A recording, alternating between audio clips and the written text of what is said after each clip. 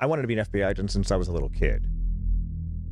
I just think I'm disarming. All I wanted to do was put bad guys in prison.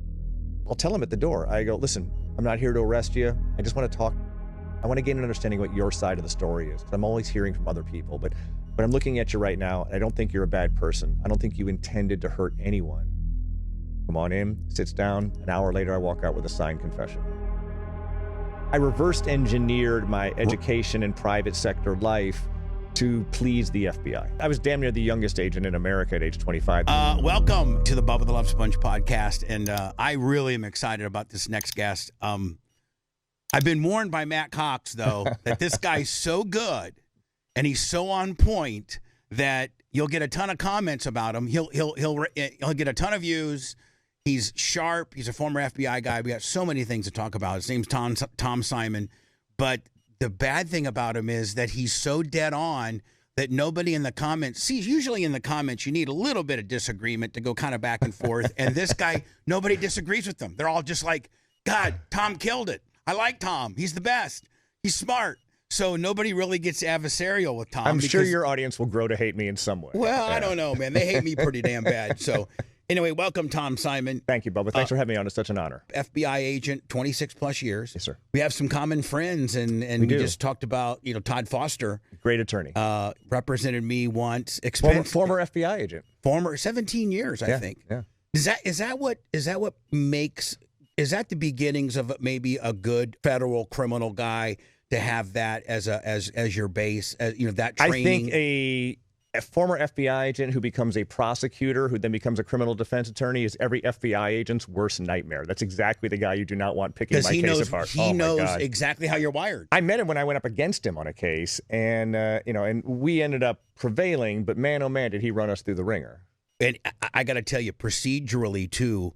We were in federal court here in Tampa in front of Judge Whittemore, and we had these New York guys coming in town that were representing the big company that was going after me. And Todd had a relationship, obviously, with the not an inappropriate one, but had been in front of Whittemore several times. And these New York guys and these attorneys are just wired a little bit different. People don't realize that territorially things are done differently here than they are up there. This guy owns Tampa. Yeah, especially Tampa. Tampa's corrupt. Tampa's corrupt. Not on the federal level as far as the judges, but I'm talking about the good old boy network, you know. And so these guys, Whittemore had a real strict page rule, like a 78, maximum page rule in the complaint, right? Mm-hmm. Well, these New York guys from the middle district of Manhattan or whatever the hell they are, I guess they're not. Their page rule doesn't really matter. You can just kind of, the judges aren't really big on that. And so they come in on our very first hearing, and we had, I think we had 54 pages. We were way under, and they had like 107. And Whittemore, well, so Foster turns to me and goes, this isn't going to last very long. This is going to be about 5 minutes because he's going to tell them to resubmit their complaint. Do they not recognize his page rule? And those federal, what people don't realize it's like sports. There's a home field advantage. Yeah. Mm-hmm. And what people don't realize is how powerful federal judges are. Oh, it's a lifetime appointment. Yeah. They run the country. Yeah. They're the only ones that can really overturn the president. Mm-hmm. They're appointed for life. Yep. They retire when they want to, unless they've done something inappropriate. But no, they make a good living. There's no reason to. No. And do they get good protection?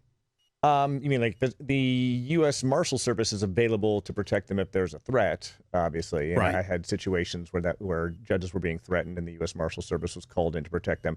I don't think every district judge in America is walking around with is walking around the personal detail. Right. That would be prohibitively expensive and cramp their style. And I've been in state. Listen to this, Tom. I may be the only person you've ever interviewed with or did interview. I've been on trial 4 times. Yeah. I've been on 4 jury trials. You should get a punch card. I'm 4-0. I'm 4-0 when I'm judged by a jury of my peers. But I'd always been in state court, right? And always civil cases. And one criminal. You get a criminal case? I was facing 5 years. I did a Bubba's Roadside Barbecue. Okay. And this was back in 1999. And it was for Metallica tickets. And I worked on a rock and roll station. I was syndicated into Jacksonville at the time. Yeah. And we were going to invite our listeners to bring roadkill, like possums and raccoons and things like that, right? Yeah. And we were going to fry, and it was disgusting, but they were already dead. And, and we were going to put them and have 3 or 4 people eat that disgusting stuff and give them Metallica tickets. Mm-hmm. Well, our show started at 6 a.m. and at 5:30, we got this professional trapper on our phones 30 minutes before showtime saying, hey, I trap professional. I'm a professional trapper. I get paid $500 to take wild feral hogs off people's property because they're a nuisance animal. Yeah, it's a living. And I just trapped one last night in the middle of the night. And if you guys want to serve, pork and have pork sandwiches, something less vile than a possum from the something that middle may not give you rabies. I'll bring this hog in and we'll barbecue it up and do it. Well, I'm not a hunter. I'm not a hunter at all. And he said, I know how to do it, and the whole 9 yards. So we called the emergency hotline for the Florida Fish and Wildlife and explained to them that we had a wild hog and that we were going to kill it and barbecue it, not waste it. We were going to kill it and barbecue it. And were you seeking permission? Well, just to double, I mean, I didn't know. So they said, listen, are you in the city limits? We're like, yes. I'm like, okay, well, there's only 3 ways you can kill a hog ethically. Bow and arrow, a gun, or to slit its throat. Yeah. And since you're in the city limits, you can't use the first 2. You're going to have to slice its throat. Okay. But it's going to be done by a professional hunter. It's very barbaric. It's a barbaric thing. And where do we think meat comes from? It's yeah, but SPCA and the PETA, they don't, when they get on a rail. So we start the show off and the pig's there and he's not real happy. He's in a cage and he's. You were going to do this live on the air? Yeah, live on the air. And there is no state statute against it, killing a wild nuisance animal for entertainment purposes. So the Florida Fish and Wildlife said, yeah, you can do it. Please don't, if you can, don't waste it. If you're doing it for a radio show, don't just do it to kill an animal. I said, no, we're going to serve this, like we're going to eat it. Put it on a spit. We're going to eat it. Yeah. And so what a lot of people don't realize, if you do kill a hog in that manner, a lot of times you'll cut the testicles off first so it doesn't get real gamey, because if you kill a hog and it still has its testicles, it'll get a testosterone surge and make the meat more gamey. Okay. So, of course, that's very barbaric, too. So we're on the air, and we're like, okay, we're going to cut the balls off. Cut the balls off. And then the guy sliced its throat, immediately quartered it, put it on the grill. We ate it. Everybody in the building, the radio building, all the women are going crazy and shit, and they call the cops. So the Tampa Police Department comes down, 2 sergeants, a sergeant and a lieutenant, and they looked in their book and like, you haven't been cruel to you're not cruel to animals. You haven't done anything wrong. You're okay.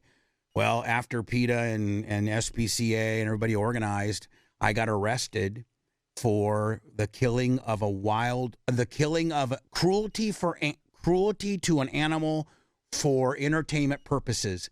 And there isn't even a state statute for that. A federal statute for like people who want to like stomp on squirrels and things like that for like weird porn sites. And right. That, yeah. And so animal crushing. We went to trial.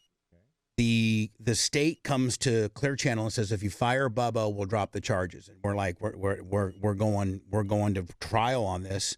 We're able to bring 5 expert witnesses, 2 of the cops. Were you named personally as a defendant? Okay. Absolutely. What year was this? Roughly 99, 2000. Okay. And so, it's a big, it's a big shitstorm. It's the big media thing. Bubba's on trial. I'm facing 5 years in prison. The judge tells my attorneys that if I do get found guilty, this is in front of a jury, that they're going to remand me right there on no appeal.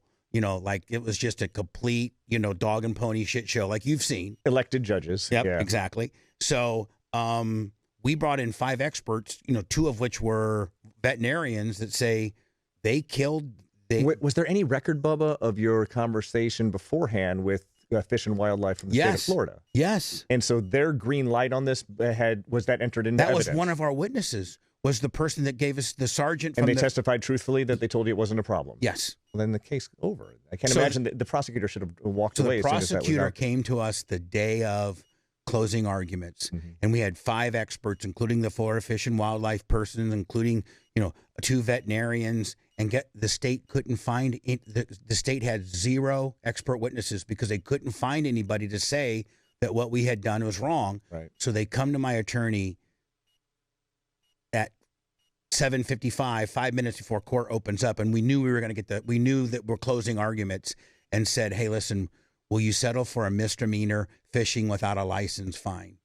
And we're like, fuck you. We're like, no fucking way are we gonna, They showed weakness. They showed, and so the jury deliberated 52 minutes, and oddly enough, Tom, I don't bullshit you. The state served ham sandwiches to the jurors for Exhibit A. So I was found not guilty, and so that's one of my jury trials, and then the federal thing, my federal trial. So what I was going to say to you is, like, the first time I walked into federal court, I know you've been there a lot. Yeah, I was like, I'd always been on the state level, 1 criminal, 2 civil. Different world, isn't it? And you look around, you're like, this is really like the movies. The judge sits way high up there with these big marble pillars, and it's very intimidating. It's more humane. It's more civilized. It's more professional. It's more thought out. You hear these stories about prosecutors not even knowing about the case until they get some sheet 15 seconds before they go. Right. In a federal case, there's fewer cases, right? They're drinking from a fire hose on the state side, and the federal cases have the ability to kind of do it right, I think. I'm not saying that there's never a miscarriage of justice on the federal side, but at least there's a level of professionalism there. I would say decorum. There's far more decorum in, like, old school justice decorum when you're on the federal level. But the stakes are way higher too. I also feel that the popular election of prosecutors and judges tends to have bad outcomes because then they begin playing to the crowd as opposed to playing to the law. Right. Meanwhile, if you're Whittemore or you're an appointed judge, nobody can do anything to you. You're not, you don't have a four-year cycle of having to campaign for your job. But you've also been vetted at this point to be, a good and honorable, smart person with background checks who gets that appointment, hopefully, and then it just leads to better decision making. And they're also drawing from clerks from the finest law schools to kind of help them form their opinions. And like the magistrate did most of the work. They always do. So when we're in, the reason why I didn't go to trial, my federal deal, is that we're in mediation, like the second or third mediation, and the magistrate, who's kind of running the show, he says, "I'm going to be honest with both of you," and so that we're in there, and my opponent's in there, and I'm the defendant again, and he goes, the magistrate says, "Hey, listen, I've up until, as recently as 15 minutes ago, talked to the judge about this, and he says that neither one of you are going to like the outcome. And so I would suggest you settle somehow, way, shape, or form, because and I didn't know that they could be that candid, and they can. They're constantly egging you on in civil cases to settle it because it's a waste of time and money. Right. To me, anytime there's not a settlement, it's just a failure of communication. Right. We should all be able to agree to what the facts are and what the likely outcome is. Unless it's real criminal. I think judges to a point really like the sexiness of the criminal stuff. I've worked hundreds of cases as an FBI agent. You know how many I had go to trial? 2. Are you serious? No, they all pled guilty because they were guilty. Well, because when you're on your level, you guys got them dead to rights. Yeah, well, that's the idea. If we're doing it right. And the 2 who went to trial were like both sovereign citizens, lunatic types, right? Like defending themselves. Right. And, or not listening to counsel. Right, clearly, yeah. And but to me, I always would say to the prosecutors, when they're like, looks like we're going to trial, I'm like, have you sat down and had a conversation with the defense attorney and just kind of laid it all out for them? Have them bring their client there. They don't have to say a word. They can just sit there like a lump on a log. And tell them that you're going to give them an opportunity to minimize the damage that this thing is going to cause to their family. And if they have a point to make about how we've got it all wrong, I'm all ears. Tell me how we've got it wrong. What am I not considering here other than the fact that you don't want to go to prison at all? But the fact of the matter is the federal sentencing guidelines give you a substantial discount on the amount of time you're going to serve in prison if you accept responsibility and plead guilty. It's a large discount, isn't it? It is. It's sizable. And as an agent, I don't care how much time they're serving. I don't get to keep the license plates they make. They're not heads on a stick to me, right? The prosecutor doesn't get a Christmas bonus for getting them 24 months in prison versus 18 months. So I trained a lot of new agents, and I said, don't get yourself wrapped around the axle about the sentencing. Your job is to to get the conviction. Right. To make sure that your case is so lock solid that they come in on their knees begging for mercy. Right. When we talked about my friend Todd Foster, you said you kicked his ass. Todd was dealing with a client who was factually guilty, right? So he's already and so he got that. And so it was a guy who worked for a high-tech company, like an internet startup company in Jacksonville, who did what we call a false vendor scheme, where he was working for the company, but then he created a fake company and began billing the company as if they were doing IT consulting. And he got, I don't know, $500,000 or something like that in these bills. And you had to sniff it out. No one at the company knew that this consulting company they were paying was actually the guy sitting over at the office at the end of the hall. And then an accountant figured it out. The guy was caught dead to rights and hired Todd Foster. We charged him, Todd Foster. And Todd just kept coming to us with these sit-down meetings with these explanations as to why maybe it's not as bad as we think it is. Trying to mitigate it. And I said, Todd, all respect, one agent to another, your arguments, I get you need to make these arguments. And I understand where you're coming from, and I respect your position, but you would lose this 10 times out of 10. This guy has kids. Tell him to take the deal. Right. And he eventually came to his wits, took the deal, and ended up going to prison for much less time than he would have otherwise. And I walked away thinking that Todd would have hated me for this conversation because I was cocky, not because of my nature. Oh, because of the case. Well, I knew the evidence. Todd knew the evidence, but his job is to kind of make the best argument he can. And so then I retire, and Todd Foster's the last thing on my mind. I become a private investigator, and I get a call from Todd Foster saying, hey, I don't know if you remember me. I go, of course I remember you. Yeah. Because I got a client who needs your help. And so we've had several of those instances, and I love working with the guy, and I regard him as a good friend right now. But it all started from that adversarial relationship. Right. But it's a testament to what a pro he is, that he doesn't take it personally. I was getting ready to say he's advocating for his client. And maybe I didn't get that as much when I was an agent. Yeah, when you were an agent, but you're right. It's a testament to him knowing how good you were, how much you had it buttoned up, how much you had him dead to rights. And when they're not coming in on their knees as an agent, I'm thinking that I'm defensive of my own investigation. What is it that I did wrong? Right. And he wasn't coming to me with any explanations that I believe truly mitigated what his client had done. And so it was just baffling to me until I just understood that that's the job of a criminal defense attorney, is to kind of, he's got a really shitty hand and he's playing poker with me, and he needs to play that hand. He's got pocket twos and you got two kings. Yeah. And we got a king on the flop. He needs to present his hand as strongly as possible. Does it help sometimes, Tom, when you got a guy like Foster that's been in the trenches like you have, and you can kind of talk to him, he's in the private sector now, as a defense attorney, and, you're still an active FBI guy, and you get a guy like Foster. Do you have a little bit of camaraderie or a little bit, just a little bit more decorum, just because what, he's kind of one of you. Every plea negotiation conversation, and again, I don't negotiate the plea, I'm the fact guy, so I'm sitting there with the prosecutor. Very nice, very collegial. It was never raising voices. It was never F you. He's a good guy. I was a fine agent. And so there was none of that animosity. But he was just making an argument that just wasn't flying for me. And I told him that. I said, you're going to lose this 10 times out of 10. He goes, maybe 9 times out of 10, Tom? So, he got it. He knew. At that point, he was just trying to hedge his bets and get a better deal. He's trying to minimize the damage to his client, which is what he's being paid to do. What's the best deal you've ever seen a guy get? Like a guy that you had dead to rights, can you get 50 off? Can you get 50% off? It's, again, the prosecutor doesn't get to decide the sentence. So the judge does, right? Again, I'm mostly working fraud cases, right? I'm not an accountant with a gun, so I'm not working like the fun, sexy cases. And so we're kind of tied. Our hands are somewhat tied. There's the dollar amount of the loss, the criminal history of the bad guy, and then the number of victims, and are they vulnerable victims? Those things go into a formula that spits out a sentencing guideline range, 18 to 24 months, 5 to 10 years or whatever. And then the judge gets to decide where they go within that sentencing guidelines range.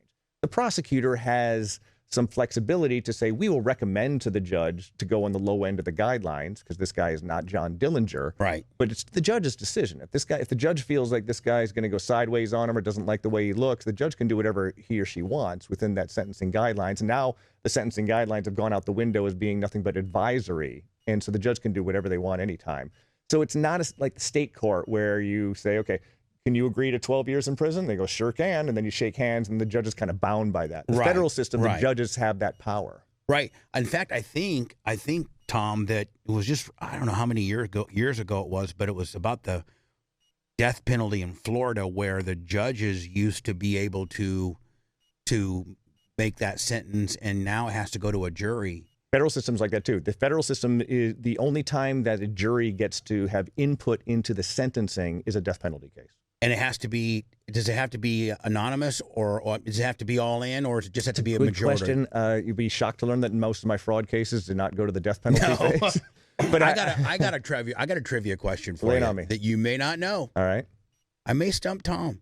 It's not hard. There's only one place in America where the United States government can kill you federally, where the federal execution chamber is.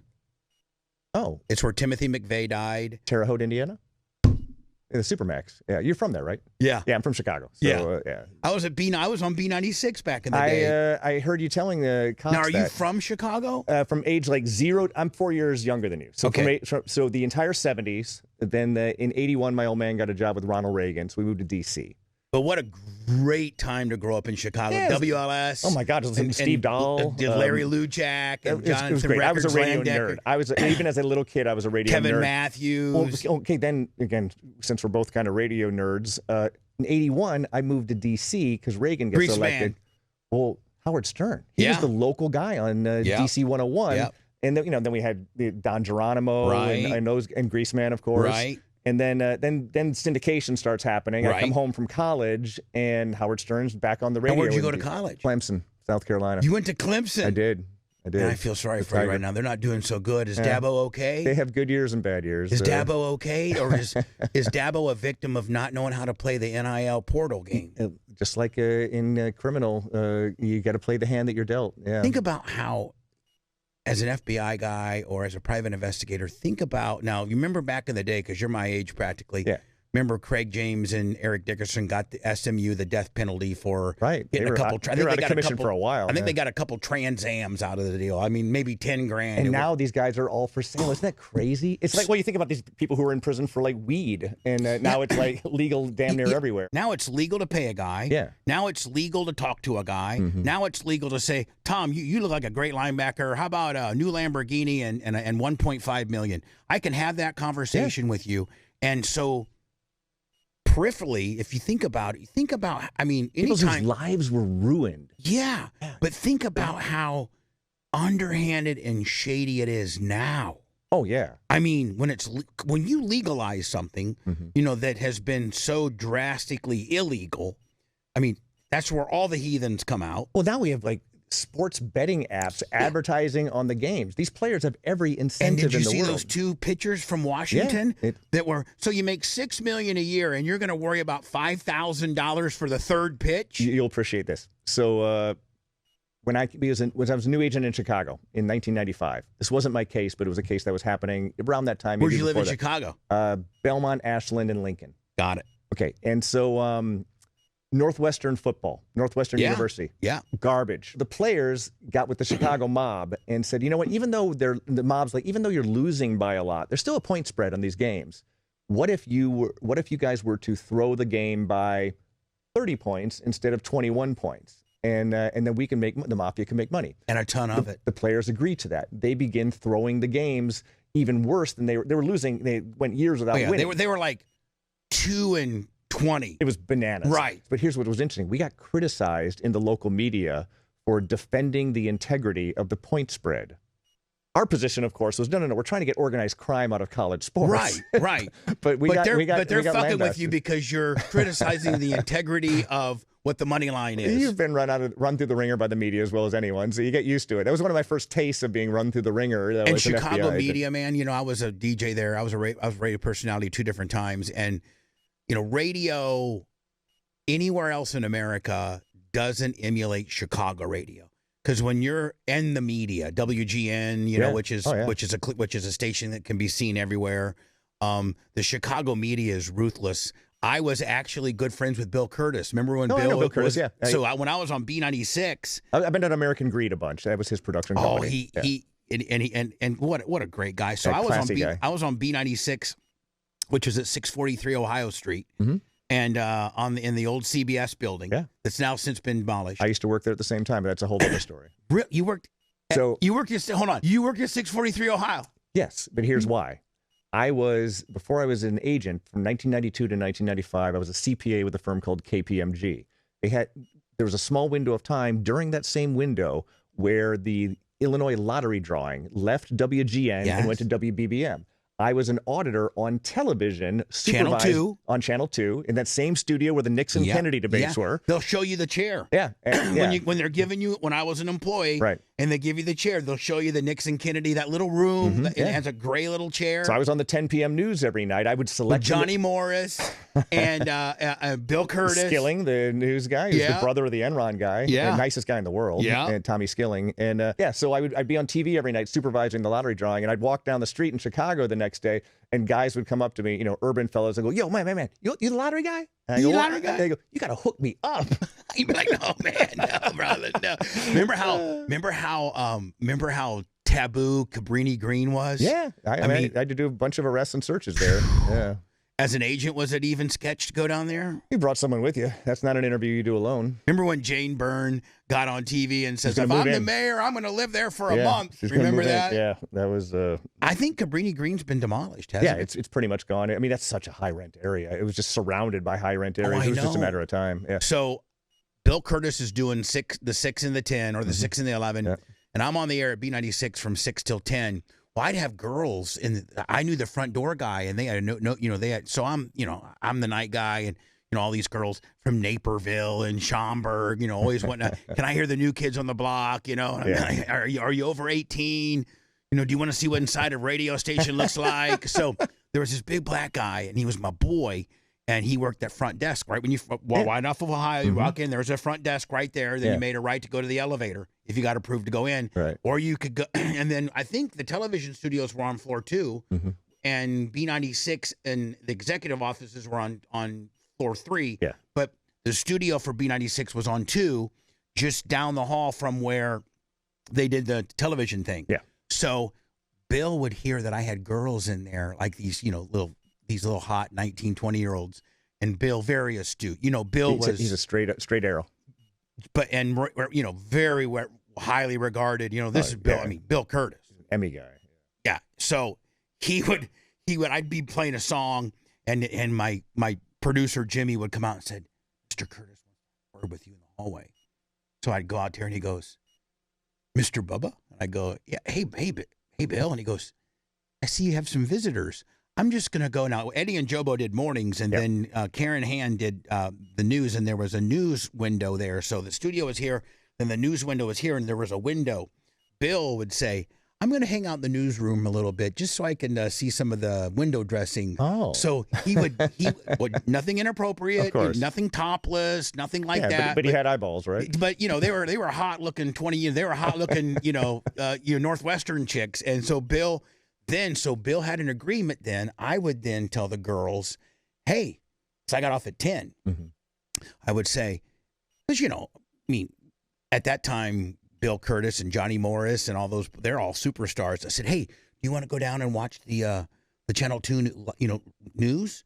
So, Bill had an agreement with the security guard. They'd let me go, and we could literally, be from like here to the door and watch them do live TV.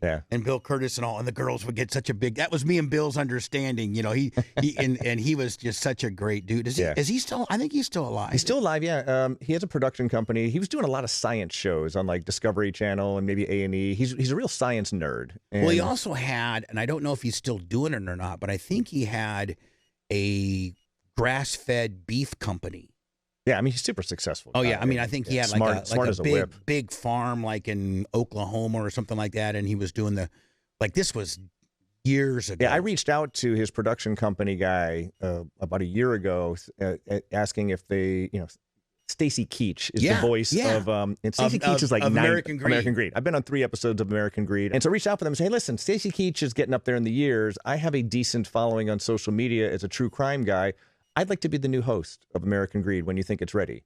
Right. And they said, "Well, we have a weird deal with American Greed. The production company would make the shows and just sell them to CNBC. CNBC owns them, Lock, stock, and barrel. Lock, stock, and barrel. So the production company would put it together. Yeah. and then give it to CNBC. Yeah, and they own it. And they own it, and they're still showing them. They show them, it's like anytime they have a dead hour there, they'll just throw an episode of American Greed on. Sometimes you'll watch, I forget what channel they're on the most, but you'll see like 7 of them, and they'll have an American Greed marathon. I had a fugitive in I think it was late 90s, and that I wanted to help catching. So I reach out for the guys. I was an FBI agent at the time. I reach out for America's Most Wanted, which was the hot show. Right. With the Walsh guy? Yeah.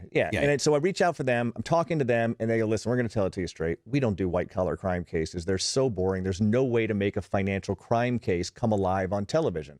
I was like, I get it. Well, thanks for hearing me out. And then like a year or two later, Curtis's company comes out with American Greed on CNBC, and it's just that's all it is. It's so compelling. I was like, I always think about that. What a poverty of imagination they had at America's Most Wanted, not wanting to do financial crime cases because they never figured out how to do the storytelling part the way that Curtis's company or did. Didn't have the right witnesses or the right experts on there. Got to do the work. If they didn't have, and meanwhile they have you, who could have. I mean, they could have branched off. Walsh do the cut them up, serial stuff, and you do the financial fraud end of the deal. That would have been great. But to close the circle on it, they said that they're like sitting around waiting for CNBC to call and say we need more episodes. And I think television is having a lot of the same growing pains right now that radio is having, that it's hard to make money in it. The idea of like purchasing an episode of American Greed for $700,000, whatever they pay, CNBC is like, what do we need that for? We have 1,000 episodes in the can. We're not buying more episodes right now. And then American Greed can go,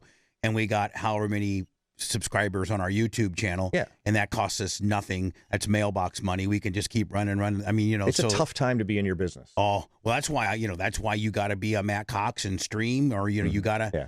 I still dabble. I have five terrestrial affiliates, but I'm also we about 80% of our income comes from digital, and I was one of the first Tampa guys to at least embrace digital. And if you're not, as a terrestrial radio guy, if you're not working on your digital presence, you're done. As I was driving here from Jacksonville, I was listening to your segment on your radio show talking about iHeartRadio and the layoffs and all that.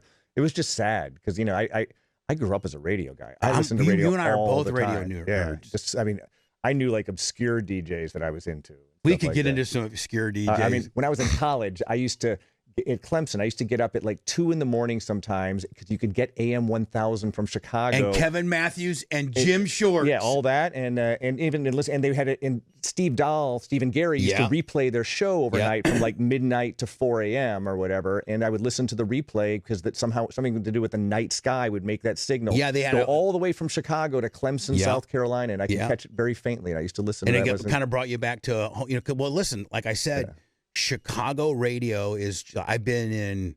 God, my career went Terre Haute, Grand Rapids, San Antonio, Chicago, Philly, Orlando, Chicago. Was it B96 in Chicago both times? No, one was B96, and then the second time I came back, I went to Z95. Okay, which was 94.7. Yeah, and I did mornings. But they were just dead in the water. ABC was that was still on WLS, and they were making me play songs. I couldn't really monologue much. Yeah. And they went through a phase, like a 6-month phase, where they called it Hell 94.7 Hell Radio. It was a gimmick. Yeah. And but I lived in Westmont then. Okay. But my best days of Chicago radio is when I lived at Lake Point Town. I lived at McClurg Court. Nice. You know where McClurg Court is? Sure, yeah. That white hen right across the street from 643. I lived there.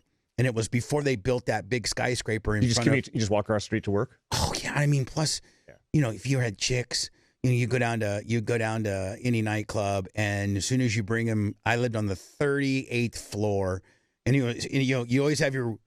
When you walk in, you always have your windows open, so and it was a panty dropper. Just living downtown Chicago, was a straight panty dropper. Being on the radio, and then having nighttime bar gigs where people can come out and see you, and then living downtown. And we actually had car service. So if we had a gig, no, we didn't have car service just to go. Yeah. But if we had a gig, a paid appearance, then we had car service just for the drinking. We'll be live at Dick's Last Resort today from 10 to midnight. But at Dick's, come by and say hi. At Dick's, they'd make me walk because I lived at. So they'd make me walk at Dick's. But if I had like something at Eric's North, or something Cubby like Bear, something like that, or I'd have a gig out in CS Grand in Naperville. So I'd have it was just a Lincoln, but the girl, I'd be like, I got car service, just come on down, and then I'd have to figure. But then Tom, I'd have my fun with them and stuff. But the car service, once they take you home, they're gone. You got to figure out how to get that cricket back to Naperville the next morning. You know what I'm saying? And I'm fighting rush hour traffic. Listening to you're Eddie. A gentleman for not just pouring him into a taxi cab. yeah, that, and exactly. I mean, I just figured I had to take him home, but.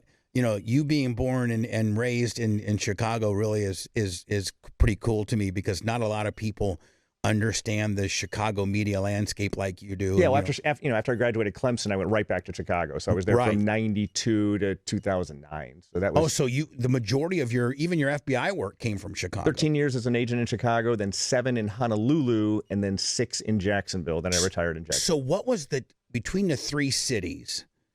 There had to be a distinct difference of criminality. I don't even know if that's a word, but like the Chicago criminal scene compared to the Honolulu criminal scene. Yeah. Chicago's just a bigger city, bigger cases, tougher criminals, like criminals way more prone to violence, even on like the fraud side. And tougher to crack too? Not necessarily. I mean, the financial crime cases, ultimately it's a paper caper, right? You're going to be able to go through and prove up the case and all that. So that didn't change.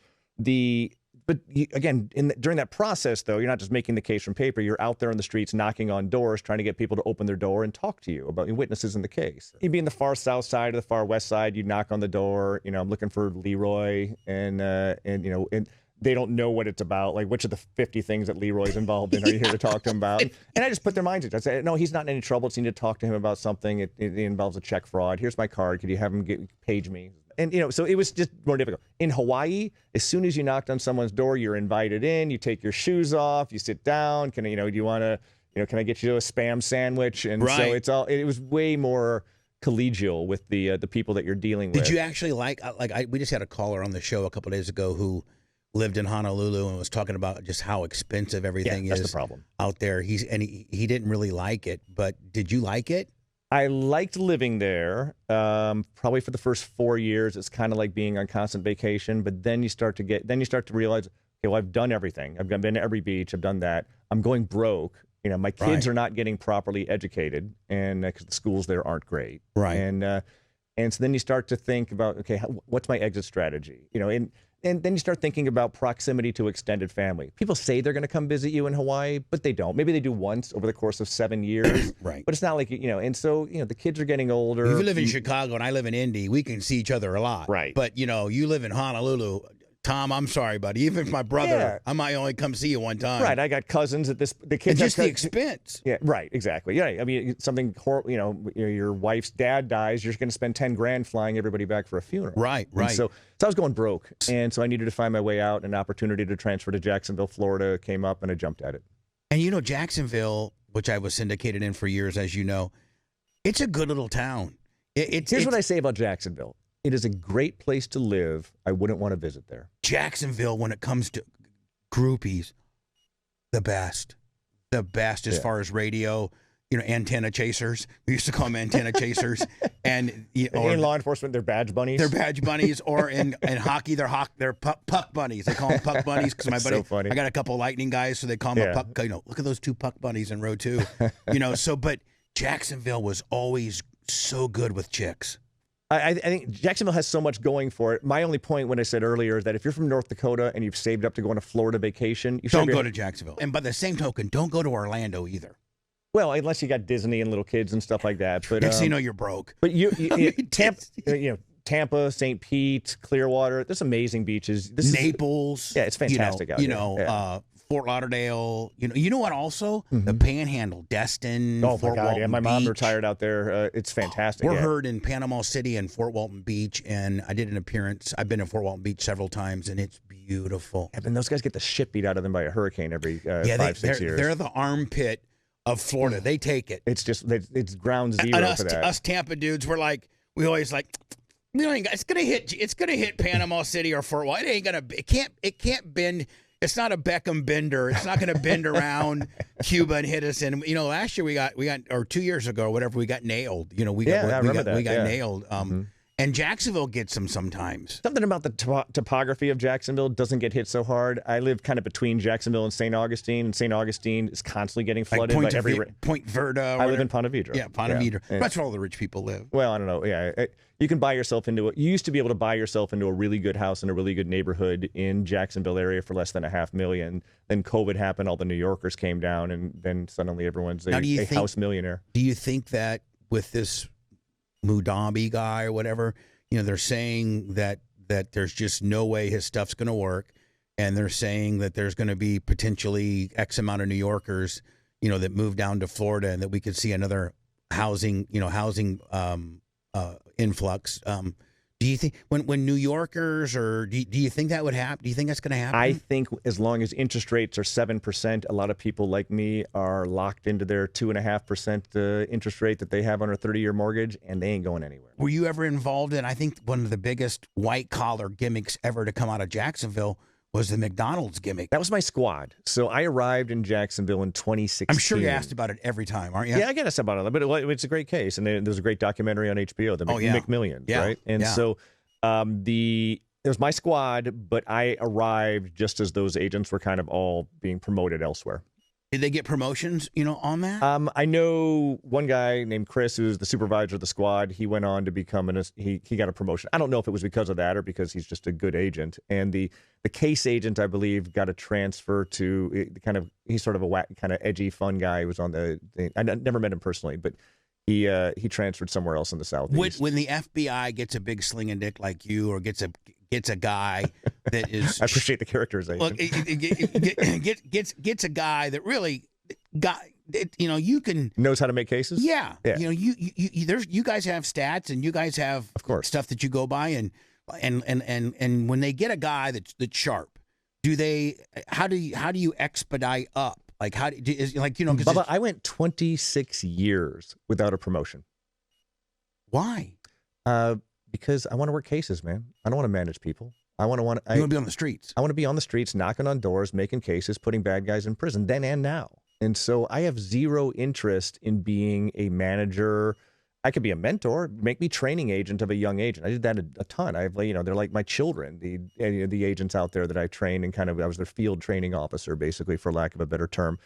But I went 26 years. I was never even a relief supervisor, which means that some people, then their young agents will be a relief supervisor. So the supervisor goes on vacation, they sit in their desk and I wouldn't even do that. It's just, and no shade to them. We need good managers, but it's just not what I wanted to do. If I wanted to be a manager, I would have stayed at the accounting firm and made 10 times as much money. Right. Those guys, I watch them. Their hair goes gray. They get bitter. They're angry. They're dealing with the upper level management. They're dealing with the headquarters politics. I wanted none of that. All I wanted to do was put bad guys in prison.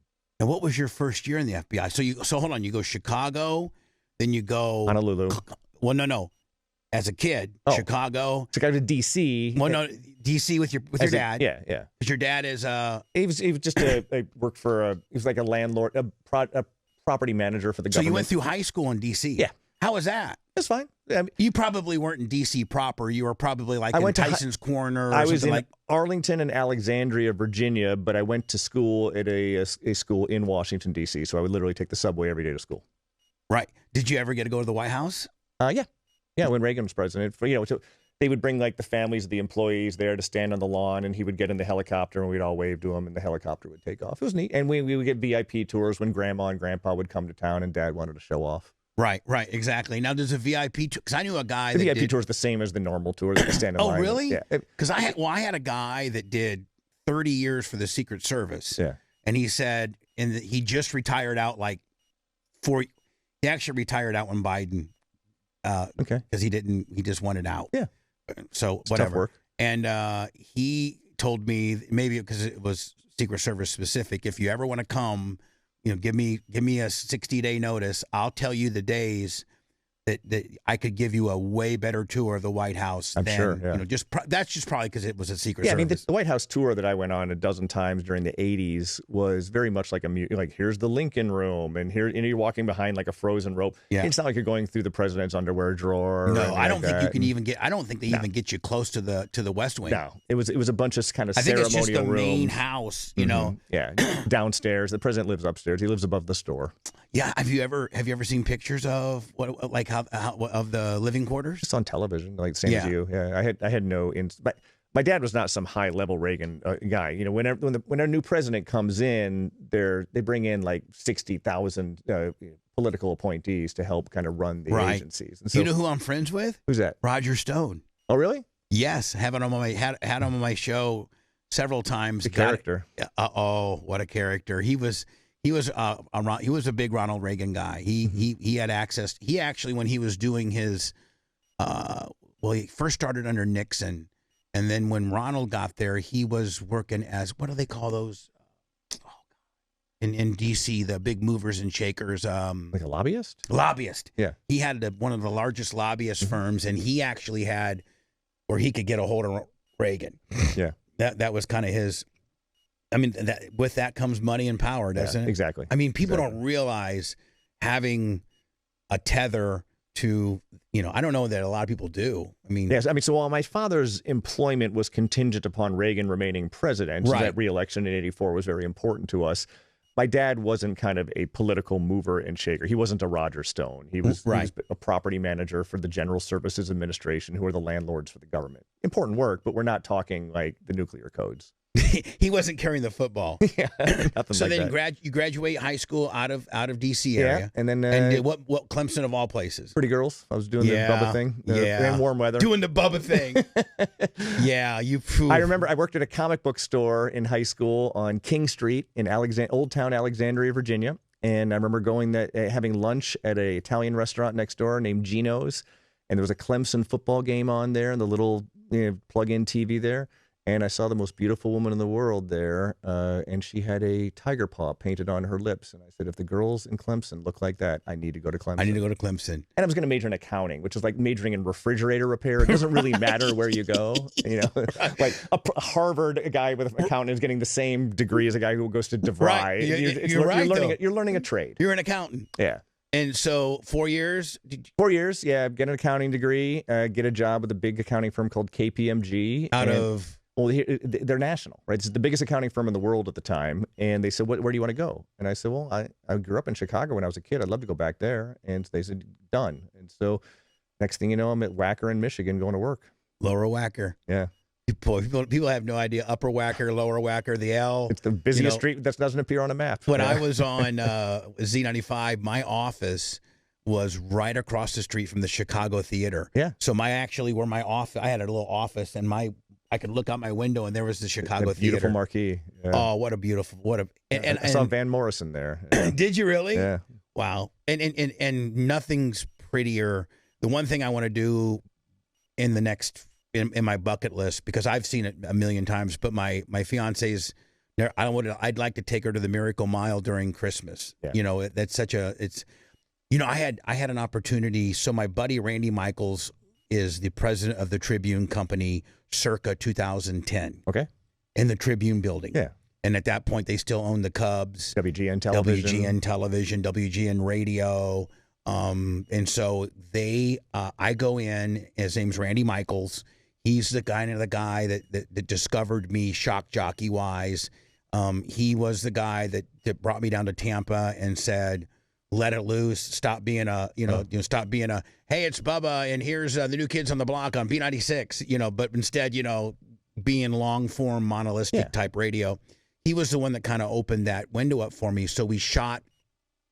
They just lost the Springer syndication. Okay. And so actually the GN studios where they taped. Remember Bozo's Circus? Yeah, well, that was a hard ticket to get when I was a kid. Yeah. Right. Well, that was out. On the Northwest side. On the Northwest side. Because lottery drawing you was up there as well for a while. Yeah. So we did 5 pilots of the Bubba Clem show, which was they took Robert Dominic, who was the producer of Jerry Springer, and gave him to me. and then we shot 5 pilots of kind of a Morton Downey meets Jerry Springer talk show deal. My first pilot was... Did it air? Well, they test marketed it. Okay. And I got so screwed, Tom. So they... Do you still have the episodes on video? No, they won't let me have them.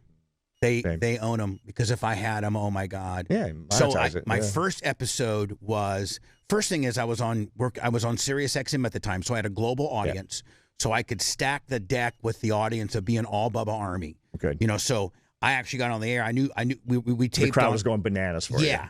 So, and I didn't know that when they tape these shows, they'll tape 5 in a day, and they have 5 different audiences and 3 different waiting rooms, and they just recycle, and they have, you know, this thing. So I didn't know any of that. I didn't know anything about that. So my first episode was, it was this small little town like near Champaign-Urbana, and it was a school, and they were going to knock it down and make a new school, but some land guy came in the 11th hour and bought the school, the old school, from the schools legitimately, not Matt Cox or nothing, but I mean, you know, legitimately. I guess they wanted X amount of dollars for it. They didn't think anybody would pay for it. They were just going to knock it down. It was going to be owned by the city. They were going to make it a park. Yeah. This guy comes in and buys this little schoolhouse and turns it into a strip joint. Really? Yes. And the townspeople went absolutely fucking barbaric, you know, because it was this little town. Yeah. This guy was able to find this little code of where he could have dancers and no alcohol, but dancers. Yeah. And it was just a whole big thing. And so I had 6 of the dancers on one side of the stage and 6 of the grandmas from the city on the other side of the stage. Screaming at each other. And I'm just churning it up. And the dancers are like, listen, you old bags, if you keep your husbands happy back at home, they wouldn't be coming seeing us. And then they'd be like, you're going to go to hell. You're exactly what's wrong with, you know, today's society. I'm sorry that did not make the air, because that would have been just red meat for the audience. And so this one grandma, now we're just taping at this point. Yeah. This one grandma, she starts crying, and I'm the host. Yeah. And I'm the host, and she goes, I just can't take it anymore. I can't take it anymore. I got to leave. Well, she walks out. Well, I tell the camera guy, follow me. So we're walking through the backstage area, you know, and I'm like, and all the guests were serious. No, there's total kayfabe going on. Oh yeah, they're all real. Total kayfabe. Okay. I mean, but they're hooping and hollering for the strippers, and they're like ba ba, you know, like just doing all that.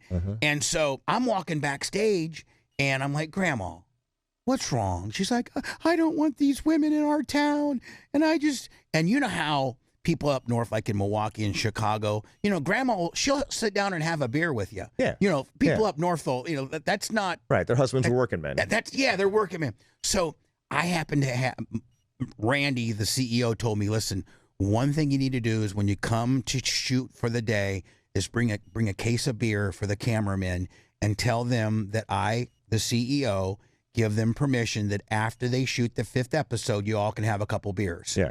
Which was completely unconventional than these other CEOs. But so the cameramen were super cool. Well, I knew I had this beer. So I go, Grandma, let's have a beer and talk about this. So she opens up her Miller Lite, I open my Miller Lite, and we're sitting on the cooler talking about how we can, you know, sled through this deal. I mean, it was straight money. So they do another episode where these men are dressed up like women, and they're really believable. I mean, it was before the trans movement. Drag queen types? Yeah, very much drag queen, but very good.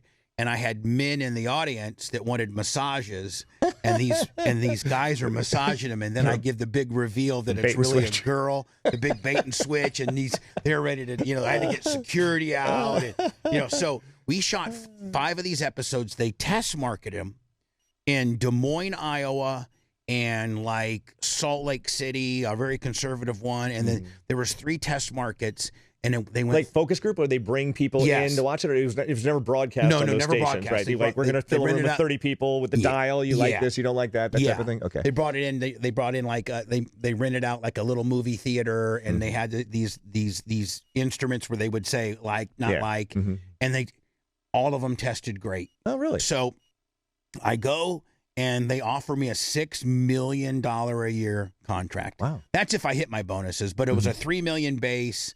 But the bonuses were with Tribune Company being the syndicator. Yeah, Tribune Company being the syndicator. Not a bad company to get in bed with. And at that point, the Tara Banks show was on the CW network. And the CW network, and the way TV goes, and I didn't know this, is that like the CW network, they'll sell that 3 to 4 o'clock hour to a company for $6 million for the year. And then you put the programming on, and you recoup your dollars through advertising. Interesting. So that's the way some of the daytime TV works. And so CW, so Tyra Banks was working for tips, basically. Basically, Tyra Banks, whatever production company that cut her deal, she had a salary. Okay. And then the company bought the real. It's like an infomercial, but they get to keep the ad revenue. That's how some of this stuff works. Well, so the CW network Tara Banks had given her notice that she was done at the end of the year. So, Tribune's trying to find something they can plug in there. They come up with my show. So my show gets greenlit by Randy, the CEO, Randy Michaels, greenlit. Yeah. I got my contract done. And now a guy named Sean, who now currently runs Nexstar Media, Sean Compton, flew out there to Beverly Hills, Los Angeles, with a $6 million check to buy that hour for a fiscal year. And I was going to be on 3 to 4 on the CW network, distributed by Tribune.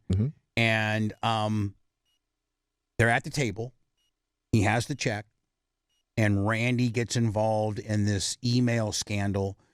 One of his employees, one of his main, like, third or fourth in charge, had sent, like, a pair of tits to an all-staff email. The CEO of the board makes Randy resign. You lost your rabbi, your advocate inside there. So Sean Compton's ready to sign the deal. Somebody from CW walks in and says, "Whoa, hold on. Before you sign this deal, I've been told to tell you to call the board because they need to know what they didn't necessarily know what they were signing. But Randy's no longer in charge. He's resigned, and the new president doesn't want, because my show is going to be a heat getter. I mean, it was going to be, it was going to be adversarial, where you're picking up the phone, answering complaint calls, and some companies don't want that. Right. I mean, so my deal, I made it clear to the negotiation. I made it clear to the table. I was an hour away from having a nationally syndicated Jerry Springer. Were you paid for your pilots? Yeah, I got paid $50,000. No, that's not bad. They paid me $50,000, $10,000 a pilot. Yeah, but they didn't give them to me.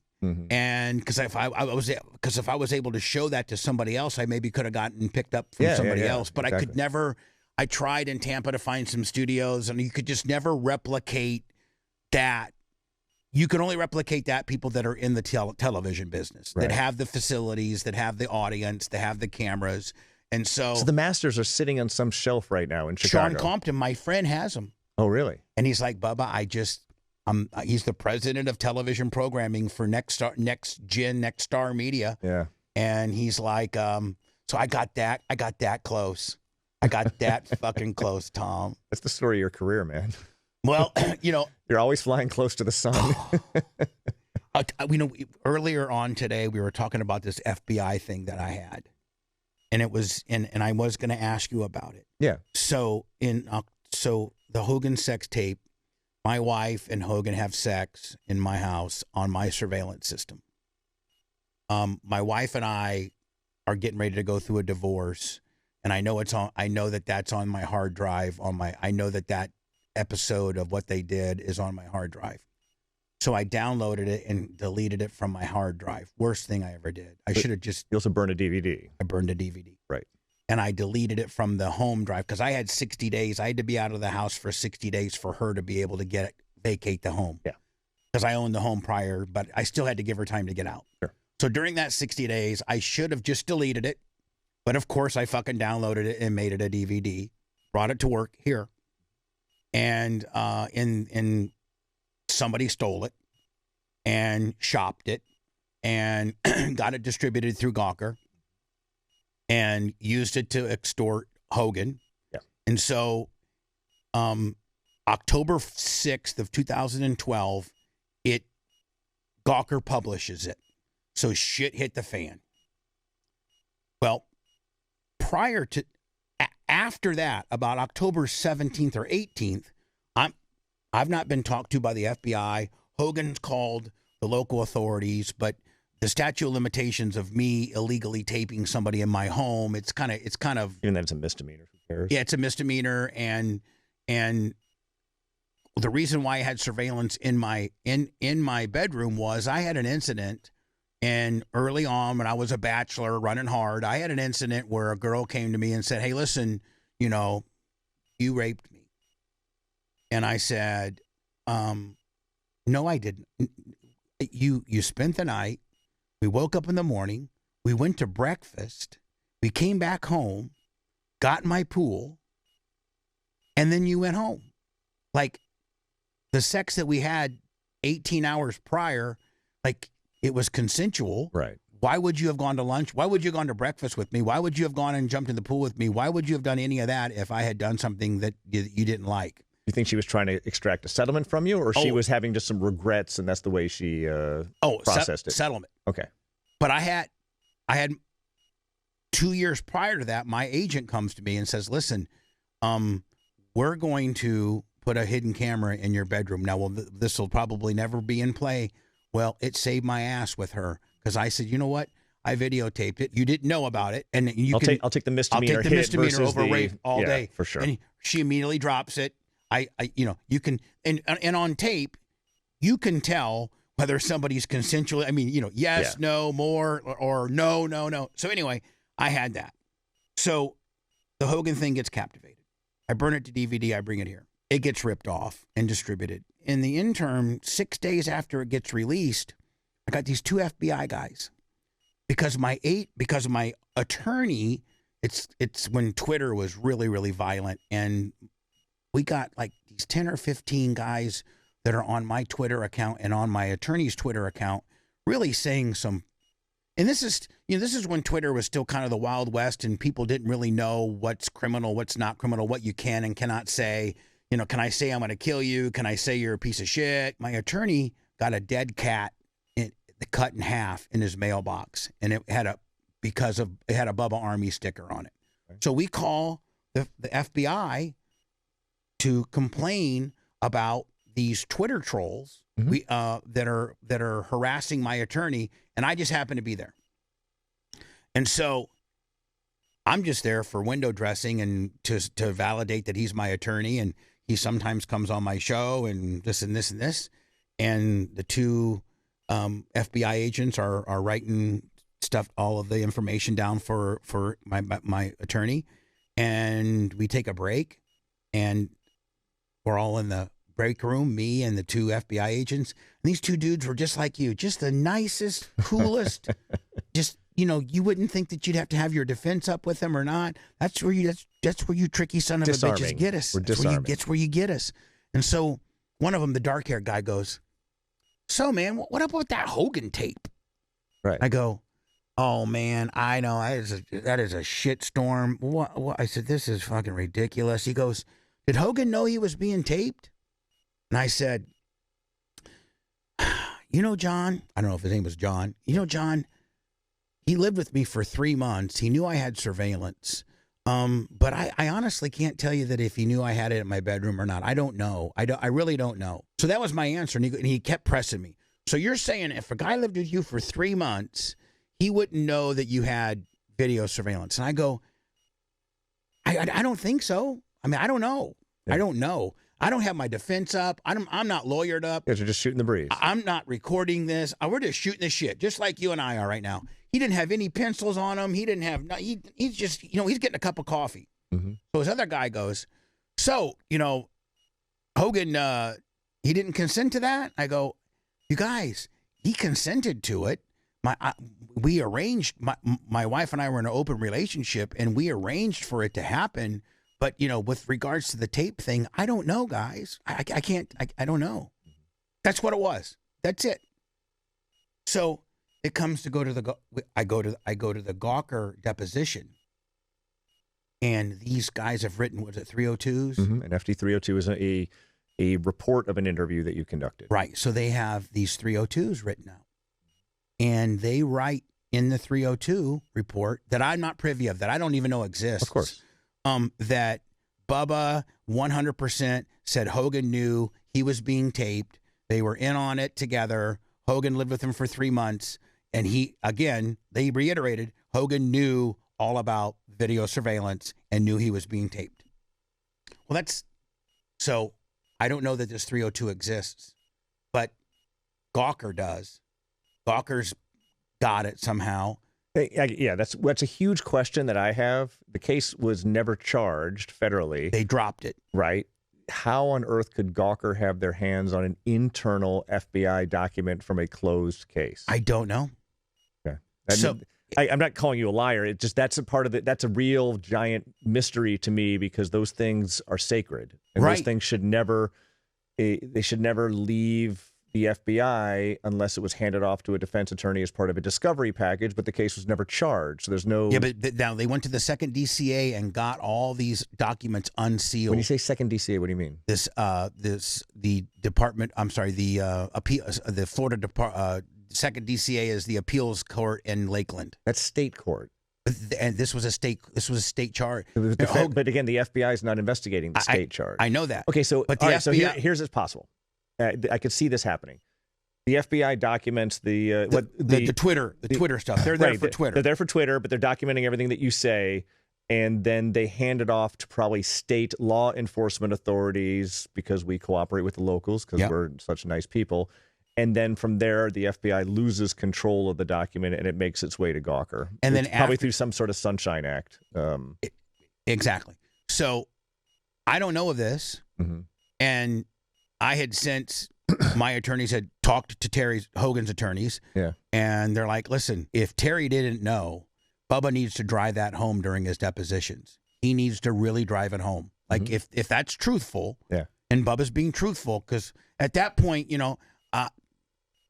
I'd had to, I was worried about losing my job because Cox is on me. They're like, this is not the look we want, and so my really only way, not to save face with Terry because we never end up talking again, but, just to do the right thing, because I genuinely didn't know if he knew or not. I just doubled down on he didn't know. So Gawker's running me through like literally 16 different times they asked me, so you're saying that Hogan didn't know about being recorded? Yep, he didn't know. So you're saying there's no way, shape, or form, because they had the 302. They knew that I'd lied to an FBI agent at that point because, like Martha didn't go to the biggest misnomer is everybody thinks that Martha was insider trading.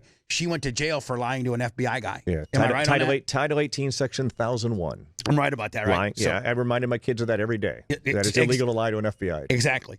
So I had, at this point, I'm under deposition, under oath, being sworn, and I'm just doubling down. I'm like, no, he didn't know. And they're like, they're going overboard. I'm like, what in the fuck? Why do they keep asking me? No. So they get ready for trial. Yeah. All of a sudden, this 302 appears.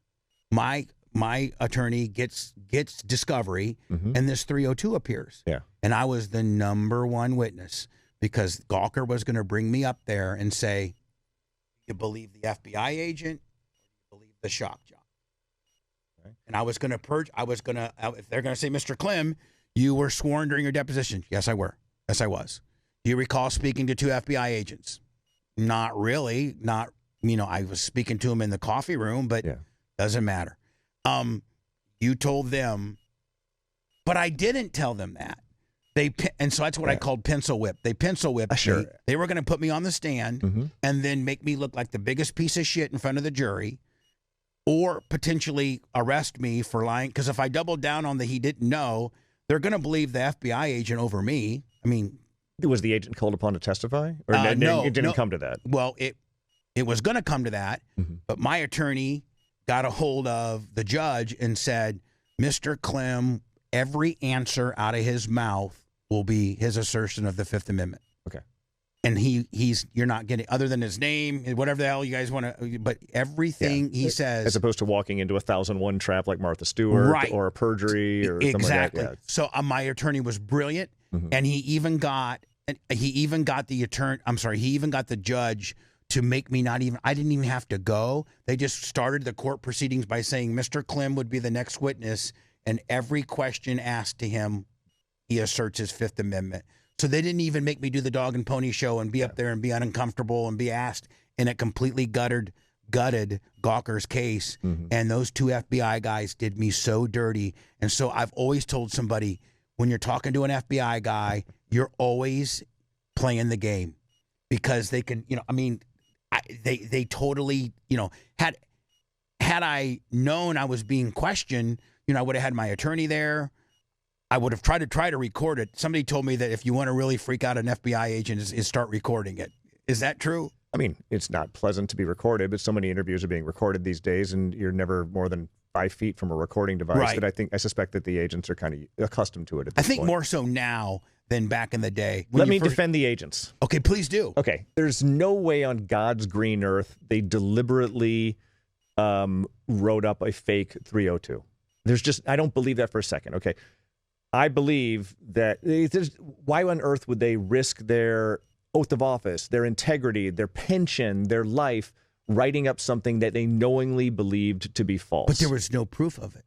No proof of what? There was 3 people in the coffee break room. Right. I'm just telling you that the type of people we hire are not going to stick their neck out and write something fake when what's the upside? Well, I mean, the upside is, the agents. I don't know what I right. can't answer that. So again, I'm not saying that you're wrong. I'm saying that what's happened sounds like what happened here was an honest misinterpretation, a misunderstanding. They weren't taking notes. They walked away from that interview and sat in the car together and say, now he said that Hogan knew there was a security system, but he didn't know if it was being recorded in there. Right. And so I could see how a bad 302 could come from that. Yeah. When the agents aren't taking notes and you are kind of presenting a very nebulous answer to these questions. And I was. I wasn't. Well, I wasn't. Right, I was very nebulous. Right. And so I'm always going to defend the FBI. I'm always going to defend the FBI agents. I do not believe that these guys walked into that thinking, how can we fuck over Bubba? I just can't accept that because of the type of people we hire. And now, let's say there's one unethical agent out there. He happens to find the one other guy in the FBI who's also unethical, who's going to sign off on that 302 with bad information. I think I agree with you in the fact that they got together.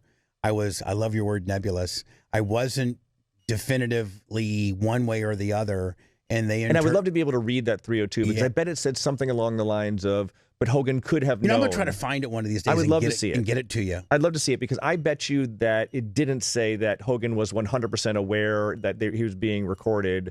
I bet it was something more along the lines of Hogan may have been aware, which sounds like kind of more what you were saying, that you don't know. Right. He may have been aware. And I do know this, that it got unsealed late in the game, and so we were scrambling around. We did what we had to do because otherwise my lawyer was in fear that they were going to get me for lying to an FBI. Sure. I get it. I think you handled it. You and your attorney handled it perfectly given the circumstances. And I know you're upset at the FBI for the way this was handled, and you have every right to be. I get that. I'm not arguing with your lived experience. I just want to let you know that I do not believe these guys set out to write a falsehood in an FD 302. That's just not the way we roll. I agree with you. I do. I think the whole body of work was interpreted one particular way, and it was an avalanche going kind of against me. So I think that just might have helped. Might have been. I mean, shame on them for getting it wrong. I agree with you there. I wish they would have asked me in a more formal way. I disagree. Oh, you like the coffee room scenario? I like it a lot. It's good work then. I like getting people to talk when they're unguarded and they're uncoached. And Tom, they had me so unguarded and so relaxed. You build rapport. Yeah, hey. And it was literally, how about I trusted those him. Yeah, I literally liked them as much as I like you. I genuinely liked them. They were great dudes, and we were getting good resolve, like they were helping my attorney out, and they're like they were really taking copious notes on these 7 or 8 screen names that were doing bad things. And the agent's goal is to get down to the truth, Bubba, and you can do that a lot better in a unguarded, uncoached conversation. And they got me. They got me so good. No, I shouldn't say they got me. They did their job. And well, apparently not, though. If they truly misinterpreted what you were saying on paper. But here's where they got fucked, and where they're mad at is when the U.S. attorney didn't file charges. How much investigation do you think the FBI did on this thing? Well, they did a sting. Right. On the that was on the extortion attempt. That had nothing. That wasn't on you. Yeah. So what I'm asking you though is, I mean, if anything, that was going to exonerate you. Oh, absolutely. Had they arrested Keith Davidson and the Lori Burbidge, who was the representative sent by Spice Boy, had they arrested those people? Yeah.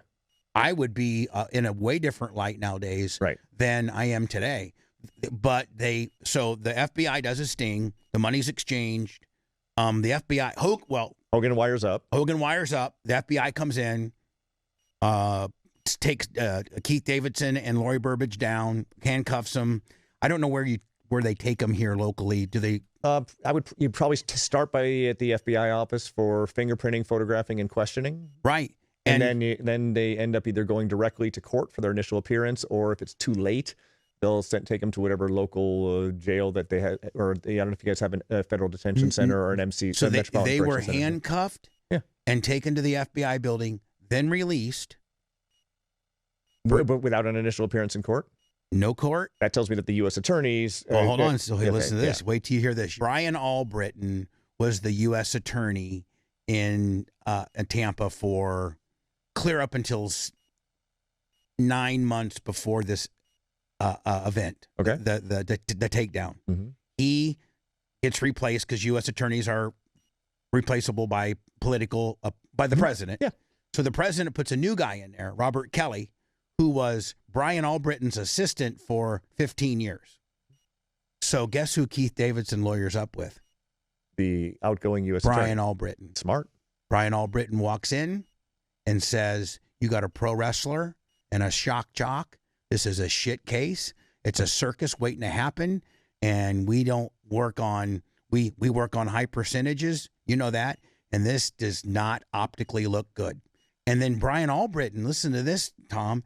Brian Albritton, 10 years prior to that, represented me in the hog deal. He represented me actually in the hog deal. It's a small legal community here. And so he had a 56-page memo as to all the bad things and shocking things I've done, from killing the hog to, the having the largest. He knew where your bodies were buried. He knew where all my to having the largest FCC fine. So he made me look like an unsavory victim. So you have an unsavory victim and a pro wrestler. This is going to be a shit show. Let them go. And they no-prossed it. Yeah. And so the FBI wasted their time on the sting operation, the wire operation. I mean, that costs money. And I've been told and you would probably be the expert, very rarely does that get no-prossed when you're going through that many hoops. By the time they arrest somebody for it, it would be unusual. Normally, the agents would normally have the U.S. attorneys buy in to the idea of, we're doing this sting, we're going to arrest him, and then then we'll have the initial appearance. Bring your suit tomorrow, AUSA, right. Assistant U.S. Attorney, and so the idea that somehow, and then you have the very good defense attorneys of the world who would come in and explain to you why you need to walk away from this case. And sometimes that's successful. I mean That's the job of the defense attorney in this case, is to, again, like we talked about earlier with Mr. Foster, put your best foot forward and make the best arguments you can before this thing sees a jury. That would have changed my life. It would have changed your life, but I don't necessarily think that the U.S. attorney's decision was crazy, because they don't like to lose cases. Right. And love you, buddy, but you have you bring some baggage on the stand. No. You're Hulk right. Hogan brings some baggage. He's on camera boning someone else's wife. I mean, it's not. And Albritton was completely dead on. He says, you got a pro wrestler and a shock jock. This is going to be a shit show. And he wasn't wrong. And he's not wrong. Right. He's not wrong. And the new U.S. attorney is not thrilled at the idea of going 0-1 on his first week on the job. Right. And Brian Albritton's like, Robert, worked with you for 15 years, buddy. Right. Come on. Yeah. And that's how stuff works. It does. It does. That's how it works. And I understand your life would have been very different, but I look at it from the government's perspective. And the question I always ask myself is, was this an unreasonable result? Is it crazy that this occurred? And I don't think it was crazy that this occurred or corrupt. The only thing that sucks, is that I people get that did it got away with it. There was no repercussions? No, none. Except for me. Spice Boy? I got fired. Spice Boy continues to work for iHeartRadio.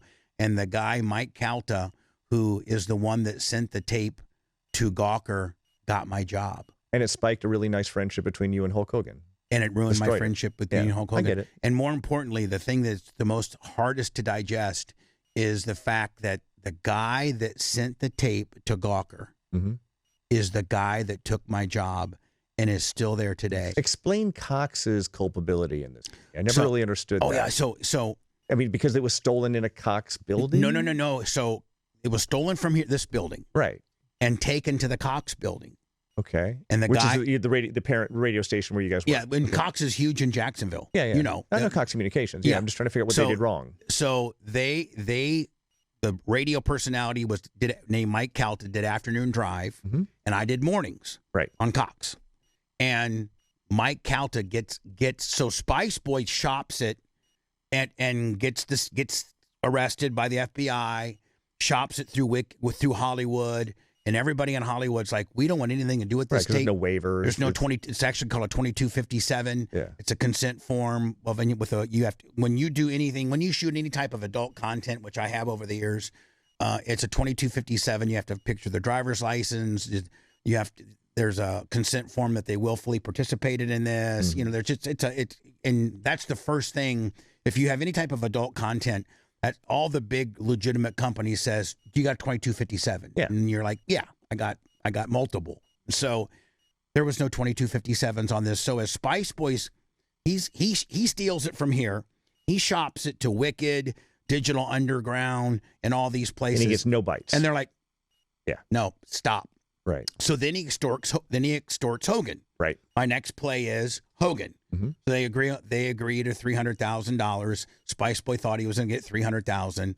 That money, the $150,000 dummy check was written at the Sand Pearl during the sting, and that's when the feds came in. That blew up. He got lucky and got no prost on that.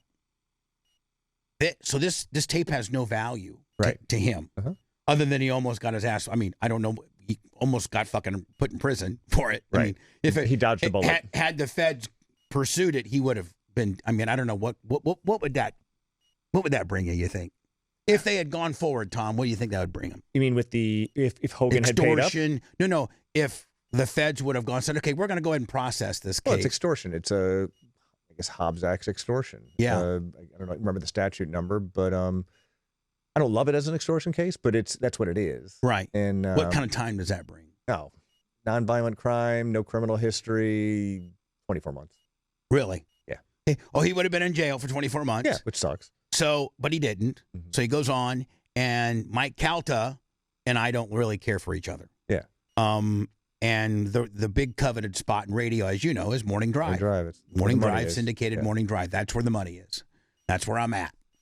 And so Spice Boy used to work for me. And when 1025 The Bone, the Cox property, switched to all talk, it used to be classic rock. I was the only guy in the morning that was allowed to not play records and talk. And he took the nighttime slot. And he took the nighttime slot with my blessing. My agent actually did his deal from him. I was like completely like upset that I'm losing my guy. Yeah. But he was bettering himself, and I wanted him to do it. Sure. Little did I know, on his way out, he stole the tape. Yeah. So he shops the tape, almost gets arrested for the tape, but it's worth nothing. He goes to Calta. Calta's represented by Don Buchwald, who represents Howard Stern guy. Yeah. who just recently died. Don Buchwald died? Buchwald died, yeah, just recently. And his number two guy is Tony Burton, who does all the radio guys outside of Howard. And so Calta calls up, and this is all documented through emails, and you know, Hogan settled with Cox for allegedly $56 million. So Spice Boy gives it to Calta and says, maybe you can get something done with this thing, but I'm out. And because Calta is a Cox guy working in his official capacity as a Cox guy with this employee of Cox he's now kind of conspiring with, Cox as a corporation is on the hook. Well, it gets better. He now shares it with his immediate supervisor, and it's on the Cox server. Okay, there it is. So it's on the Cox server, and now it triculates through all these different managers. Oh my God, look at this! It was salacious. It was, and it was on the Cox servers, and Cox management knew about it. All while I'm still working there, like I'm their morning guy, and all this shit's going on behind my back. That's where Hogan got paid, is because and that was recoupable dollars. Cox, Gawker was flim-flammy, not worth much. Bankrupt. Cox is worth billions because before this all went down, they got bought by a. How much was Cox's settlement with him? Allegedly from $56 million. And the reason why I think that it was brilliant, I think Hogan's attorneys went to Cox and said, "We've already tried this one time in the same county, and we got $141 million." Okay, and had that the company had $141 million, we would have gotten it all. We got awarded by a jury of our peers in this county for the very same tape for $141 million. So that's what it's going to be. So Cox gladly wrote, a 75% discount at $56 million. And then here's what will blow your mind, because I know you haven't seen the documentary, but the federal government no-prossed Keith Davidson. Keith Davidson represented Stormy Daniels and Karen McDougal. And Keith Davidson is the one that negotiated all the Trump deals with Cohen. Okay. Oh, you're going to love this. He's a heavy hitter. You're going to love this, Tom. This is right down your alley. And I really want your opinion of this. Yeah. So at this point, Trump gets in, and they're after him. His biggest problem was probably not making changes with Comey, and just they're after him. So Keith Davidson, who at one time was nosed down at the Sand Pearl restaurant and handcuffed by the FBI and given a sweetheart, no pros deal. Right. But there's still statute of limitations on that. Okay. That happens in 2000 under the RICO Act, it would have been the last inference of so they had there's a tail on it. Right. Just because they're not prosecuting him now doesn't mean that they're never going to do so. So Michael Cohen, Donald Trump's fixer, main guy, he's the one that negotiated all these Stormy Daniels and Karen McDougal deals with the catch and kill stuff with the National Enquirer. Yep, that guy's name was Peter, not Thale, I forget his name. Yeah. But so the FBI wants Cohen so that he can flip on Trump. That's what they're going with. But they have no way to get into Cohen. You can't go to a judge and say, we want to go on a wild fishing exhibition and we need warrants to get into both of his offices, and we want to grab all of his hard drives. And being an attorney gives him some air cover because a lot of the conversations he has with his clients are privileged. Right. So you can't do that. No federal judge is going to give you that warrant. You go to a federal judge and you say, okay, federal judge, we got everything we need from Keith Davidson. So the feds went to Keith Davidson and said, listen, remember that little case in Tampa? Remember that case in Tampa that we gave you a no pros on? There's still meat on that bone. I need every piece of communication you've had with Michael Cohen, every negotiation, every email, every text, everything from him. Yeah. And we'll list you as a cooperating witness. We'll redact you from. He's been redacted from even all of my stuff. And so they go to a federal judge and say, we already got it on this side. We got it. Yeah. So here's what we're looking for. Boom, boom, boom, boom, boom, boom, and boom. These documents that have already been negotiated by Michael Cohen and Keith Davidson. We got all of the Keith Davidson side. We actually have the Michael Cohen side too, but we need to go get into his computer to validate that it comes from him. And they went to a federal judge, got the warrants, and that's how they got Michael Cohen using my no pros on my tape against Keith Davidson. And they went back and took all of my files of the sex tape and listed him and redacted him and listed him as a cooperating witness dating back to my stuff.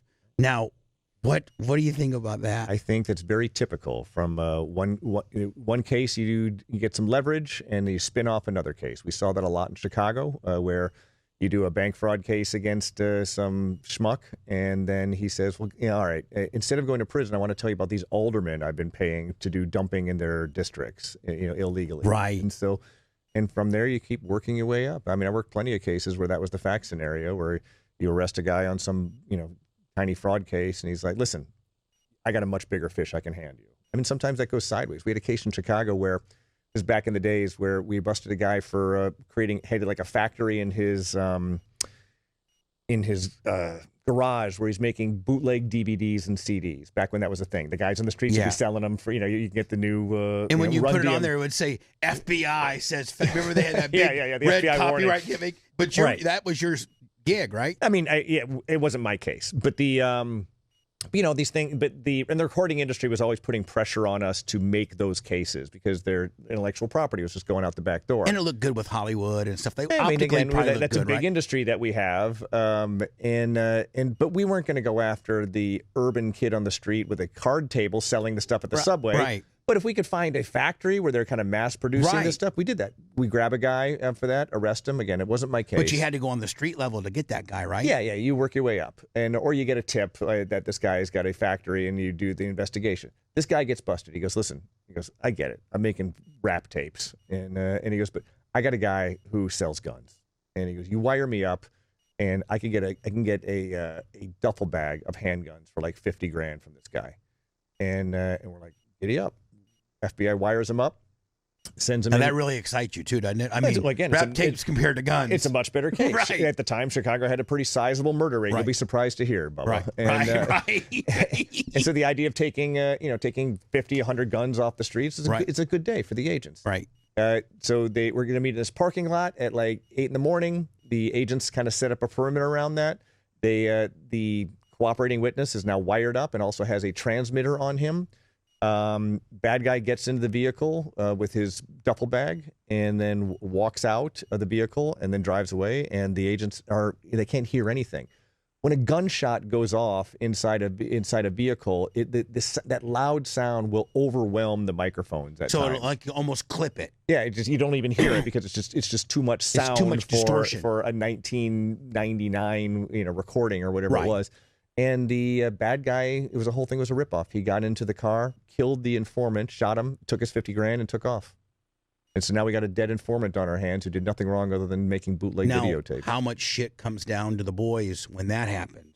The agents? Yeah. Well, again, we were criticized in the media, but not in the media, but like internally. Well, I think that anytime you're wiring someone up and for a undercover gun deal, there is an element of danger involved in that.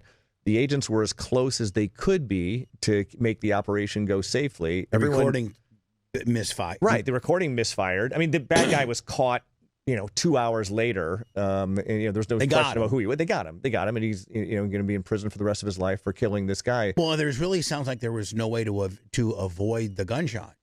No, there was nothing we could have done. We don't have the opportunity to search the bad guy when he's going in for a gun deal. Right. I mean, again, it is terrible that this man who did nothing other than create bootleg videotapes or whatever it was, CDs or DVDs at the time, is now dead.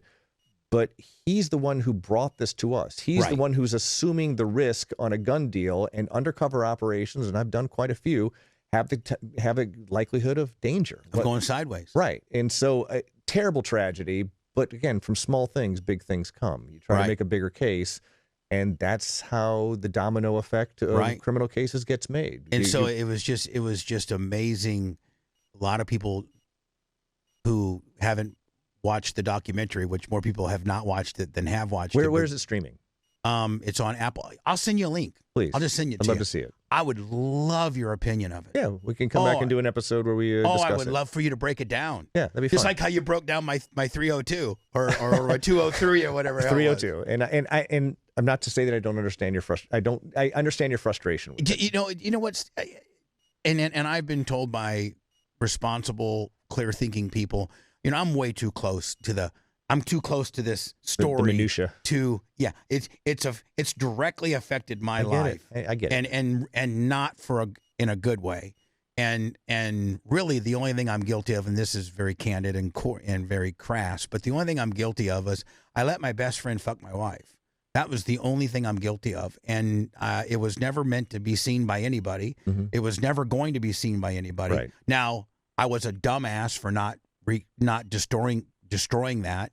And, back to my long time ago, is the reason why I took it off my hard drive is I was afraid that during the 60 days she was there, that she could potentially leverage it. And so instead of just deleting it and she would have never had it, I taped it. So that's my fault. But again, my argument would be that the repercussions to you could have been so much worse, right? Like, you could have been brought up on criminal charges or whatever, because everyone thought you were the one extorting Hogan. And so I'm not saying it all publicly I have been. Right. I'm not saying this worked out well for you. No.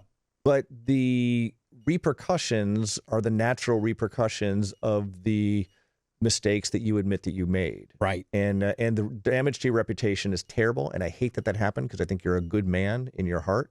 Thank you. But I'm also thrilled that you did not wind up in an orange jumpsuit because I still believe in the system. Yeah. I mean, and my attorneys told me now what the saving grace on that, Tom, was the statute of limitations had ran out on the misdemeanor tape. Right.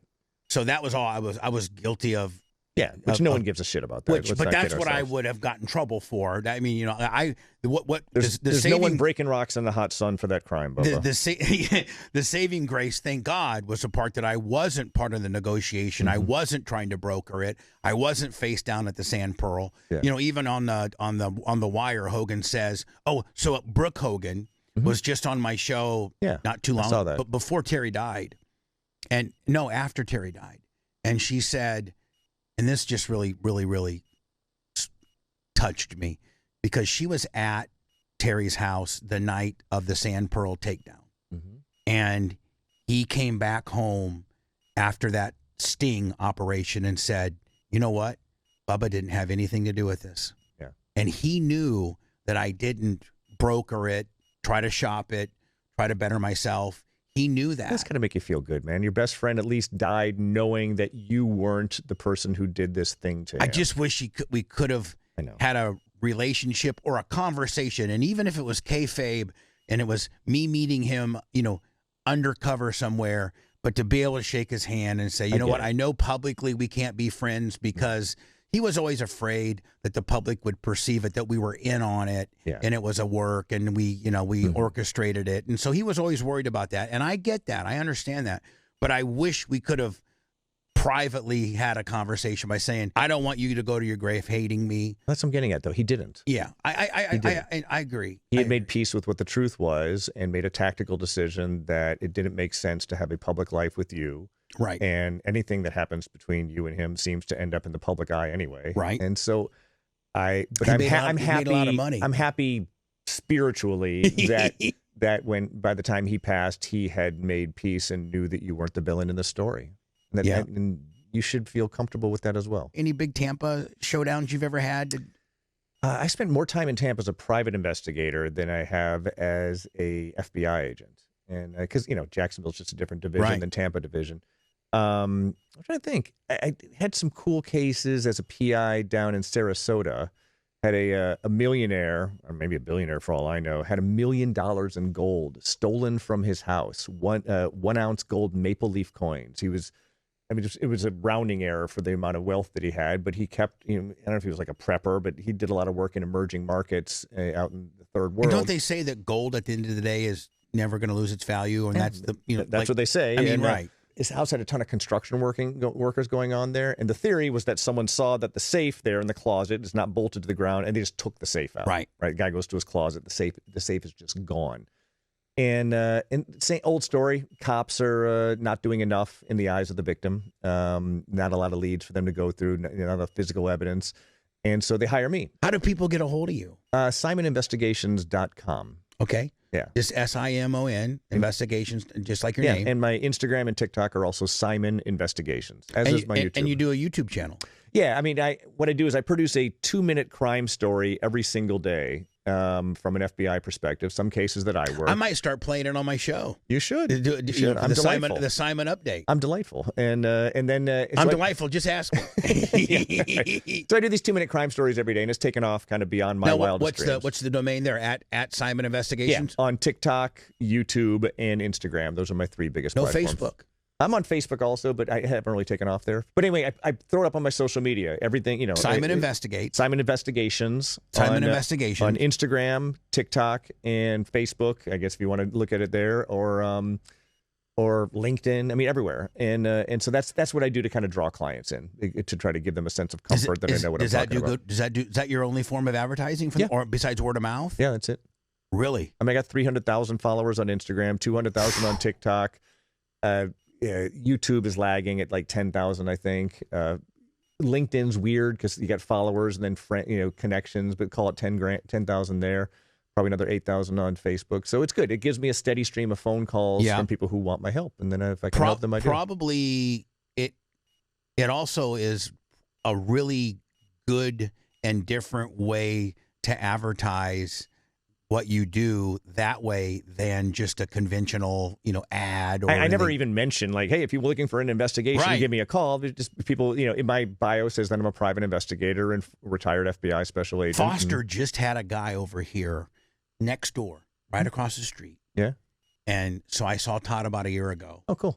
And the guy next door owns this big building and he owned car dealerships in Atlanta. And sold them during the big car boom when everybody was Auto Nation was buying all these mom and pops, and I think this guy did like $80 million or something, like sold a couple dealerships, and so he's loaded, and he has like 5 or 6 Lamborghinis and Ferraris all over here. His name's Doug, and so his daughter, I'm not mentioning any names or anything like that, but his daughter is like goes to the University of Tampa, real cute. 19, 20, 21-year-old girl, comes from a great family. He's very affluent.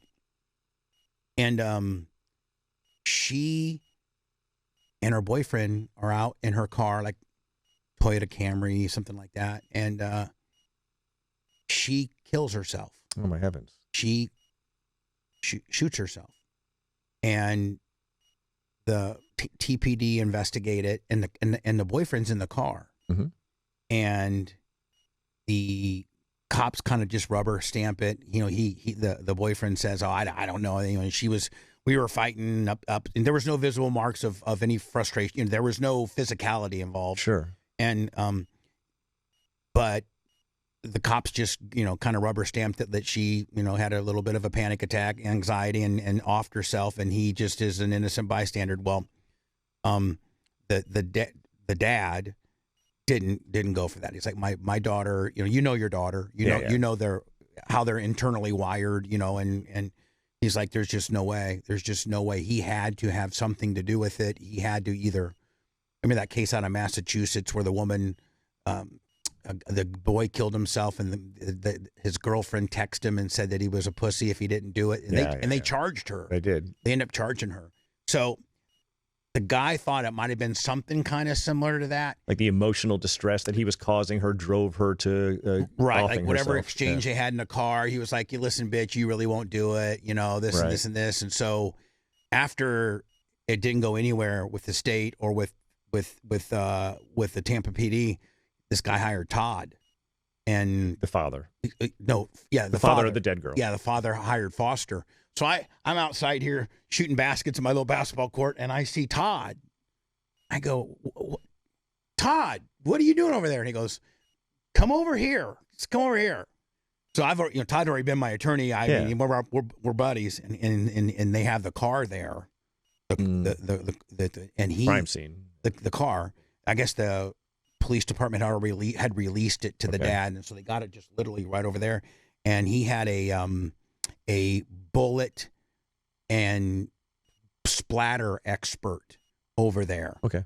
Doing all the like Dexter with it. Yeah, like a Dexter dude. Mm-hmm. And Todd explained it to me, so I don't know the outcome of it because it was the dad's belief that the boyfriend Was the trigger man or that he was involved in some way? And I don't know the outcome because that was about a year ago. But poor fella. But that's something maybe you could have got involved in. What does Tom Simon do for fun?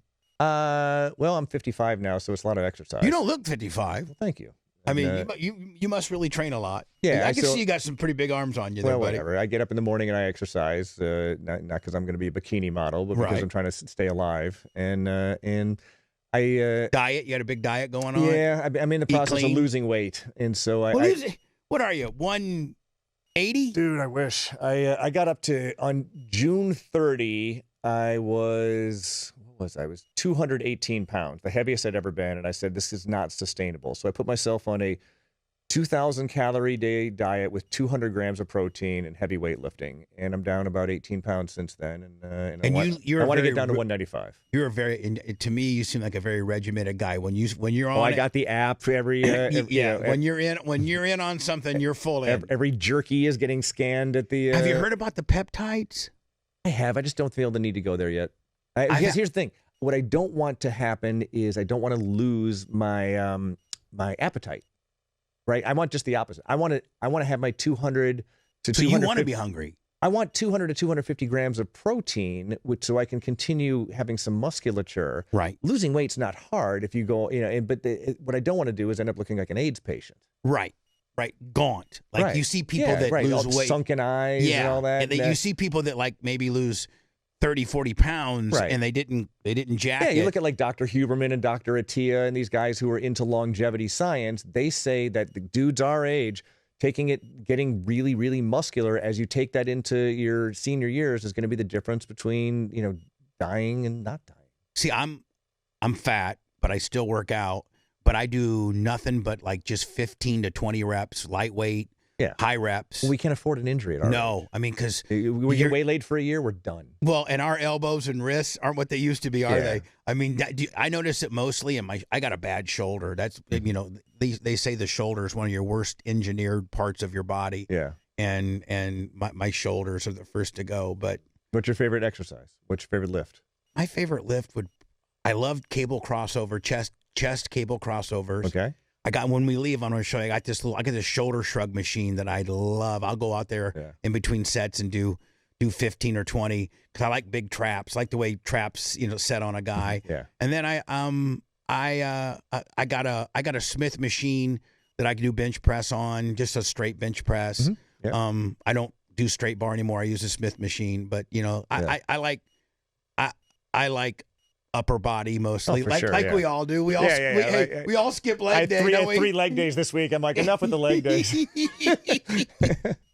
So, tell me about the big Ponzi thing. That you got a big Ponzi scheme, didn't you? I got a lot of them. I spent most of my. But your biggest. There was one that was really big. Wasn't it out of Honolulu? Yeah, so I worked a couple really big ones out of Honolulu. I think the one there's 2 that come to mind that make kind of good stories for your show is a fella from Fort Myers, Florida, flew to Honolulu and unprompted just takes out ads in like the local, I don't know, online or the newspaper or something saying he's going to do a free investment seminar at the Sheraton. And he got a conference room there. Fills the room full of locals. Really? Yeah. And, free seminar on how he's going to make money. He said that his name was Patrick Rukutananahare. He was from Madagascar. What's his name? Rukutananahare was his last name. His family was from Madagascar. He came over as a child. But talked just like us. Very, proper guy. But from down the street, Fort Myers. Puts on a seminar. Says, listen, I've developed an algorithm to trade foreign currencies. And it's can't lose. And if you invest with me, I'll give you 6% per week on your money. And he goes, and anything I make above that, I get to keep. That's my fee. It costs you nothing. And all you got to do is give me, the money. I'll invest it in Forex, foreign currency trading, dollars to yens to euros, the fluctuations in these things. It's a legitimate thing, but it's really hard to make money in Forex. Right. And so not that many people took advantage of it, but a handful did. And you know what happened, Bubba? They started receiving 6% a week wire transferred into their bank accounts after they cut a check for 10 grand or 20 grand. And in Hawaii, they have what they call the coconut wireless, where everyone talks, right? Everyone talks to their neighbors. And so word starts spreading virally throughout Hawaii that there's this guy on the mainland who came here. And it's working. And it's working. Look, they would go to their, like, the kids' peewee football games with their bank statements and say, here's the $10,000 I gave him, and here's the wire transfers I'm getting every week. And it started spreading virally. And more money and more money. Wireless. The coconut wireless. More money and more money started coming in to Patrick, and he continued to pay people out 6% a week until he had received millions of dollars from hundreds of families in Hawaii. And no one had any idea. No one seemed to understand that he wasn't investing in Forex at all. He was just recycling their money back to them by taking new money and taking A and paying and giving B. it back to old people in what we call a Ponzi scheme. Right? Has there ever been a Ponzi scheme that worked? Well, probably a lot of people cashed out and died before Madoff was caught, and that one was sustainable for a long time. But no, by definition, I mean, there's somebody going to get left holding the bag of shit, right? Right, exactly. I mean early investors in a Ponzi scheme tend to do quite well. Right. And but you don't know where you are in that timeline. And you also don't know it's a Ponzi scheme, right? Right. Because if they told you what it was, that's a pyramid scheme. Pyramid schemes don't lie to you about what it is. It's a bad idea, but they don't lie to you. A Ponzi scheme is wrapped in a lie. And that lie in this case was that he's trading foreign currency. Right. So the Ponzi scheme collapses because they always collapse when they run out of new people to continue pumping money into this thing. When there's not new guys coming in, you cannot recycle that back over to Exactly. I fly to Fort Myers, Florida, have a local agent at the local office there pick me up. We go and knock on Patrick's door at like 10 in the morning. He answers the door. My name is Special Agent Tom Simon. I'm with the FBI. I need to talk to you. Come on in, sits down. An hour later, I walk out with a signed confession. The whole thing was just a Ponzi scheme. He'd ripped these people off. He had nothing left. He had bought cars and done stuff with it. Go back to Honolulu. Now, when you got a signed confession, is it game over? Well, yeah. I mean, it's game over in the sense. I feel like I made the. I still. No, I mean, like you take that to the U.S. attorney, and now I need to quantify the loss in the case because the federal sentencing guidelines, as we discussed earlier, key off of the dollar amount of the loss. Right. And so. And there's still, a couple victims here and there I need to speak to. But then, but pretty much, but I know at this point this case ain't going to trial. The majority of your legwork's done compared to a guy that's fighting you, lawyered up. I know this case ain't going to trial if I get the confession. And I became very good interrogator over the years. What's the worst thing what was the worst thing to this has got to be what you hate, lawyer? Yeah, if they lawyer up, then the good news. Hi, I'm Tom Simon. You know what FBI. happens then? You know what happens then? Lawyer. I work twice as hard. Because you're like that motherfucker. I work twice as hard. I'm going to make this case one way or another. Right. And if you're not going to help me do it, do you get that, Tom? I mean, hi, I'm Tom Simon, FBI. Got a few questions. Very few people lawyer up for my investigations. I don't understand why. Sometimes if they're in custody, I Mirandize them, but we're always able to get through that. I just think I'm disarming. And there's a lot of, and I'll tell them at the door. I go, listen, I'm not here to arrest you. I just want to talk to you. I want to gain an understanding of what your side of the story is, because I'm always hearing from other people. But I'm looking at you right now, and I don't think you're a bad person. I don't think you intended to hurt anyone. But I'd like to hear that from you because I can't read your mind. I don't know what you're trying to achieve here. Let's talk. I want to understand you. And no matter what you tell me, I'm going to shake your hand at the end of this conversation and walk away. You're not under arrest. You're not in custody. And that tends to really, and it's true. At the end of the conversation, with a signed confession, I shook his hand and said, I don't know how this is going to play out, but I'll be in touch. And then I'd go back to Honolulu, get him indicted, and then he gets arrested and brought back to Hawaii to face the charges. He ends up pleading guilty. And then he goes to prison for, I don't even remember, 5. Now, why did he pick Honolulu of all? Distance? Yeah, I think, there's 2 answers to that. What he told me, I think, is different than the reality. What he told me is that he was Mormon and he knew there was a sizable Mormon population in Hawaii that he wanted to it's what we call an affinity fraud, where you and I go to the same Baptist church, you're going to trust me more. Right. I think also what played into that, we did so many Ponzi scheme cases in Hawaii. The people of Hawaii are lovely people, but they're not super sophisticated in finance and investing. It's just not an industry. Coconut wireless. It's not an industry that they cultivated there. They cultivated, there's sugar farming back in the day and pineapple farming and hospitality now is a big industry there. Whereas you go to like Manhattan or Chicago or whatever, everyone's no more than 2 degrees away from someone who's in finance. It doesn't mean the whole people of Hawaii are stupid. Right. It's just not something that they cultivated. It's not their culture. As a result, though, it was very easy for kind of Sharpies from the U.S. mainland to go to Hawaii and rip off good people and prey from Hawaii. On these people. Absolutely. Right. It's because it's a whole other world out there. It is. Right. It is. And they're good people and they're trusting people. So what happened to Patrick? Patrick ended up going to prison for 5-6 years, but here's the kicker. From what I understand, he was never a U.S. citizen. So now he's an immigrant inside the U.S. with a serious felony. I think he was sent back to Madagascar, a country that he has not lived in since age 2 or 3. And would he go through? Would those charges stick with him to Madagascar? Or would I mean, he will have paid his debt to society in the U.S. after he they would make him do prison time U.S. When we arrest a immigrant, legal or illegal, they do their prison time in the U.S. and then at the end of that, they get kicked out of the country for an aggravated felony. Get sent there, and we're going to take the honor system. The care and feeding of someone who commits a crime in the U.S. is not the responsibility of Madagascar's nation. Right. And I can only imagine what the Madagascar prisons are like, if they even have any. I don't know. They're probably made with like vanilla. That's where they mine vanilla. Is that where they mine vanilla? Yeah. Like when, remember when, you're old enough to remember this. Remember when Coke went from classic Coke to the new Coke? That was a disaster. Yeah. The new Coke had a lot of vanilla in it. So Madagascar, they were like lighting cigars with $100 bills. And what does raw vanilla look like? I think you can buy it. I think it's like a liquid, right? You buy it you buy vanilla extract. Yeah. Is that I think it's a plant. I think it is. Yeah. And do they like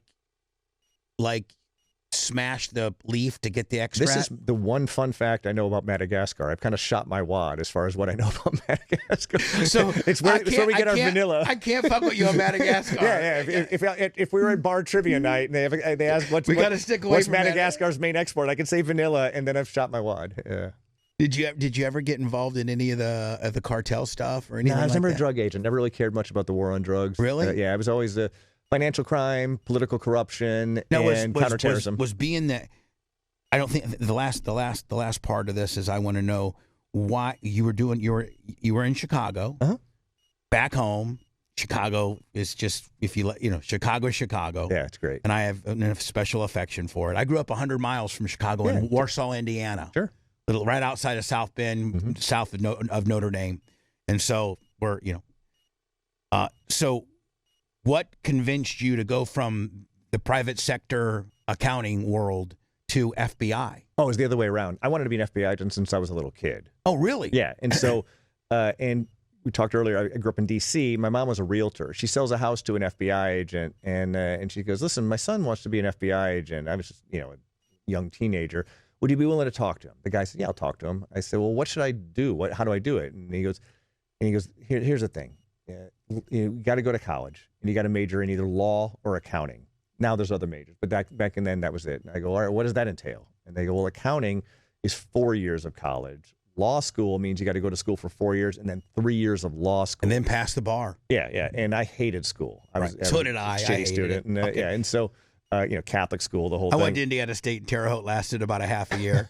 Yeah. That's how I do the trivia question for the federal execution deal. Exactly. And so what I ended up doing is I followed the guy's instructions. I got a degree in accounting, I graduated, passed the CPA exam, worked for an accounting firm, became an agent at age 25. So I reversed engineered my education and private sector life to please the FBI. Right.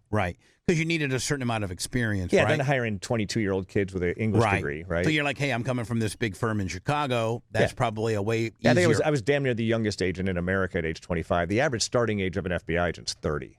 Really? Yeah. It's a second career. And then they sent you back to Chicago, right? You started that was Chicago. Just a weird window. Normally they move you far away from home. That's kind of the FBI's reputation. There was just a weird window of time there where there had just been a ton of retirements and people transferring out of Chicago, and there was a real dearth of agents.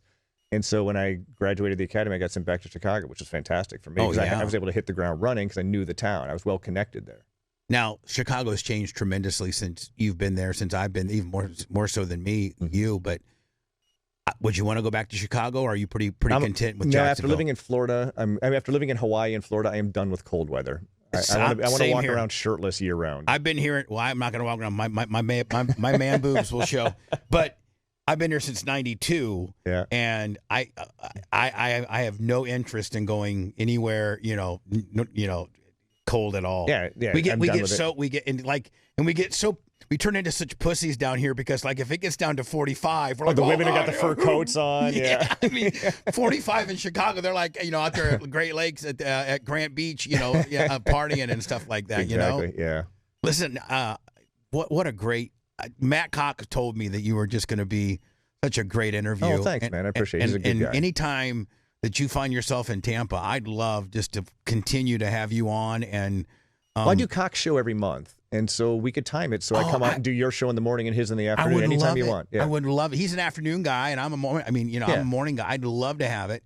And when I get done with you, I want to get your personal information. Yeah, I'll give you my card. And then I also want to, if you can give me your mailing address, I want to ship you some Bubba Army swag. I'd love that. Yeah, we got everything from our own fragrance to knives to It was tactical. so impressive driving up here to the compound and seeing an actual Bubba Army compound. I didn't know where I was going. Did you like that? So I pull up, I'm like, holy shit, this is really something. This is our Hall of Fame. These are our largest contributors, and it's a beautiful studio, and I'm just so glad that you're kind of entering this next chapter of your broadcasting career, and I know it's going to be wildly successful because you're just so good at what you do. Well, you're equally as good as what you do, and I'm gonna continue to promote you. I'm gonna I really enjoy you, and I'm gonna start playing your Simon Investigates on my show. Oh, I love it. Yeah, you have my permission to use it. Smack it up, flip it, rub it down, whatever you want. I wanna do it to give people. I'll get you some cases and keep the every day there's a new crime story. So what was today's? Today's was about a sweepstakes scam. A little old lady was called and she was told she won the Publishers Clearinghouse sweepstakes for $22 million. All she needed to do was to pay the taxes and fees ahead of time. So she started sending the money, and then until she had nothing left, he wiped out this lady. Was it one of these internet cafe gimmicks in Nigeria? It was in Jamaica. And here's what I liked about this thing. The Jamaican authorities cooperated with my former colleagues at the FBI, served the guy up here, and now he's going to prison. More often than not, those out of country things go completely. I always told my young agents who I was training, I said, listen, as frustrating as it is, once you find out that the bad guy is in Nigeria or Hong Kong or somewhere like that, you're going to burn a ton of calories trying to get him back here, and it's going to be uncertain because these foreign countries are not really excited about serving up their citizens to come face trial here in the U.S., nor are we excited about sending a U.S. person to Nigeria to face trial. And so the extradition process is a real time waster, and the agent's time is precious. I had this conversation with somebody. What country is the hardest to work with? I mean, obviously Russia, but as far as extradition. Well, there's countries that we don't have extradition treaties with. For instance, but when you don't have one, somebody said they can sometimes still get you maybe. You can play let's make a deal, but then it's a matter of the relationship. That's why the FBI has FBI agents in every single embassy in the U.S. Their job's they're not out there in the streets kicking down doors. You know what they're doing? They're taking the chief of police to dinner. They're saying, hey, if you need something from the FBI in the U.S., we're happy to do that, as long as you guys would be willing to do us favors when we need it in your nation. Right. They're legal attachés, we call them. Like that Julian Assange, exactly. Did he finally get extradited? I don't know whatever happened to him. I had some exposure to the Snowden case. Guy. Yeah, and Russia's happy to not cooperate and serve him up it's to a us. no. It's a hard no with them, isn't it? They're just not going to do that. But as an American, could you live in Russia safely? I think so. I don't get the impression that let's just say you minded your own business. Snowden seems to be doing quite well there. You minded your own business. You're not doing drugs. You're not doing Ponzi schemes. You're just maybe doing an internet channel, just minding your own business. I mean, I think people in America got such a big misconception that literally, if you just walk down the street in Russia, they're going to pick you up and throw you in the fucking jail. I don't think that's the case. I think they're, I'm sure they don't have the same concept of due process that we have here, but I don't get the impression that there's that Brittany Griner girl. Yeah, that right. I mean, well, don't bring a vape pen. don't bring a vape pen into Russia, right? Yeah. I used to do a lot of work in Dubai, and it was in Dubai. They're super strict on that too, aren't they? I mean, but they have no crime, right? And the police don't have a heavy hand there. You never see a cop, but you know that if you do something wrong there, it's going to turn out very poorly for you. Isn't it even to the point where women have to be there's rules for men and women? Isn't there the Muslim type deal in Dubai? The United Arab Emirates, Dubai is one of the Emirates, is extremely progressive when it comes to Westerners living there. But the Emiratis, the locals, they cover the women and all that. But it's But if you and your wife went over there. Yeah. She wouldn't have to cover her face or anything like that. No, I mean, I would go to bikini bars and stuff like that there. But I also told they don't really encourage you to hold hands and stuff like that. They're against public displays of affection. It's considered to be in bad taste, even and as maybe a crime. Yeah, I mean, if you don't want to be making out with a girl in a bar and stuff like that, but But again, I think we should all be respectful of local customs when we're traveling internationally.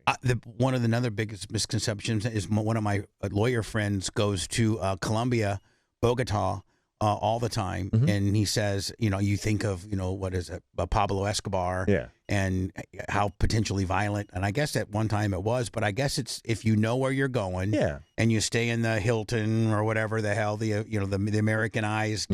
That it's, but isn't that true of Chicago and Detroit and New York as well? I mean, we can look down our noses and say like, oh, you even better watch out. There's parts of Jacksonville off of I-10 that you want to stay off of. Absolutely. So I don't think we can really look down our nose. The west side of Jacksonville is a little rough, isn't it? Yeah, it's one of those weird cities that the north side is rough and the south side is posh. Yes, most cities that's flipped. I won the track championship at Jacksonville Racetrack, which is right by the airport.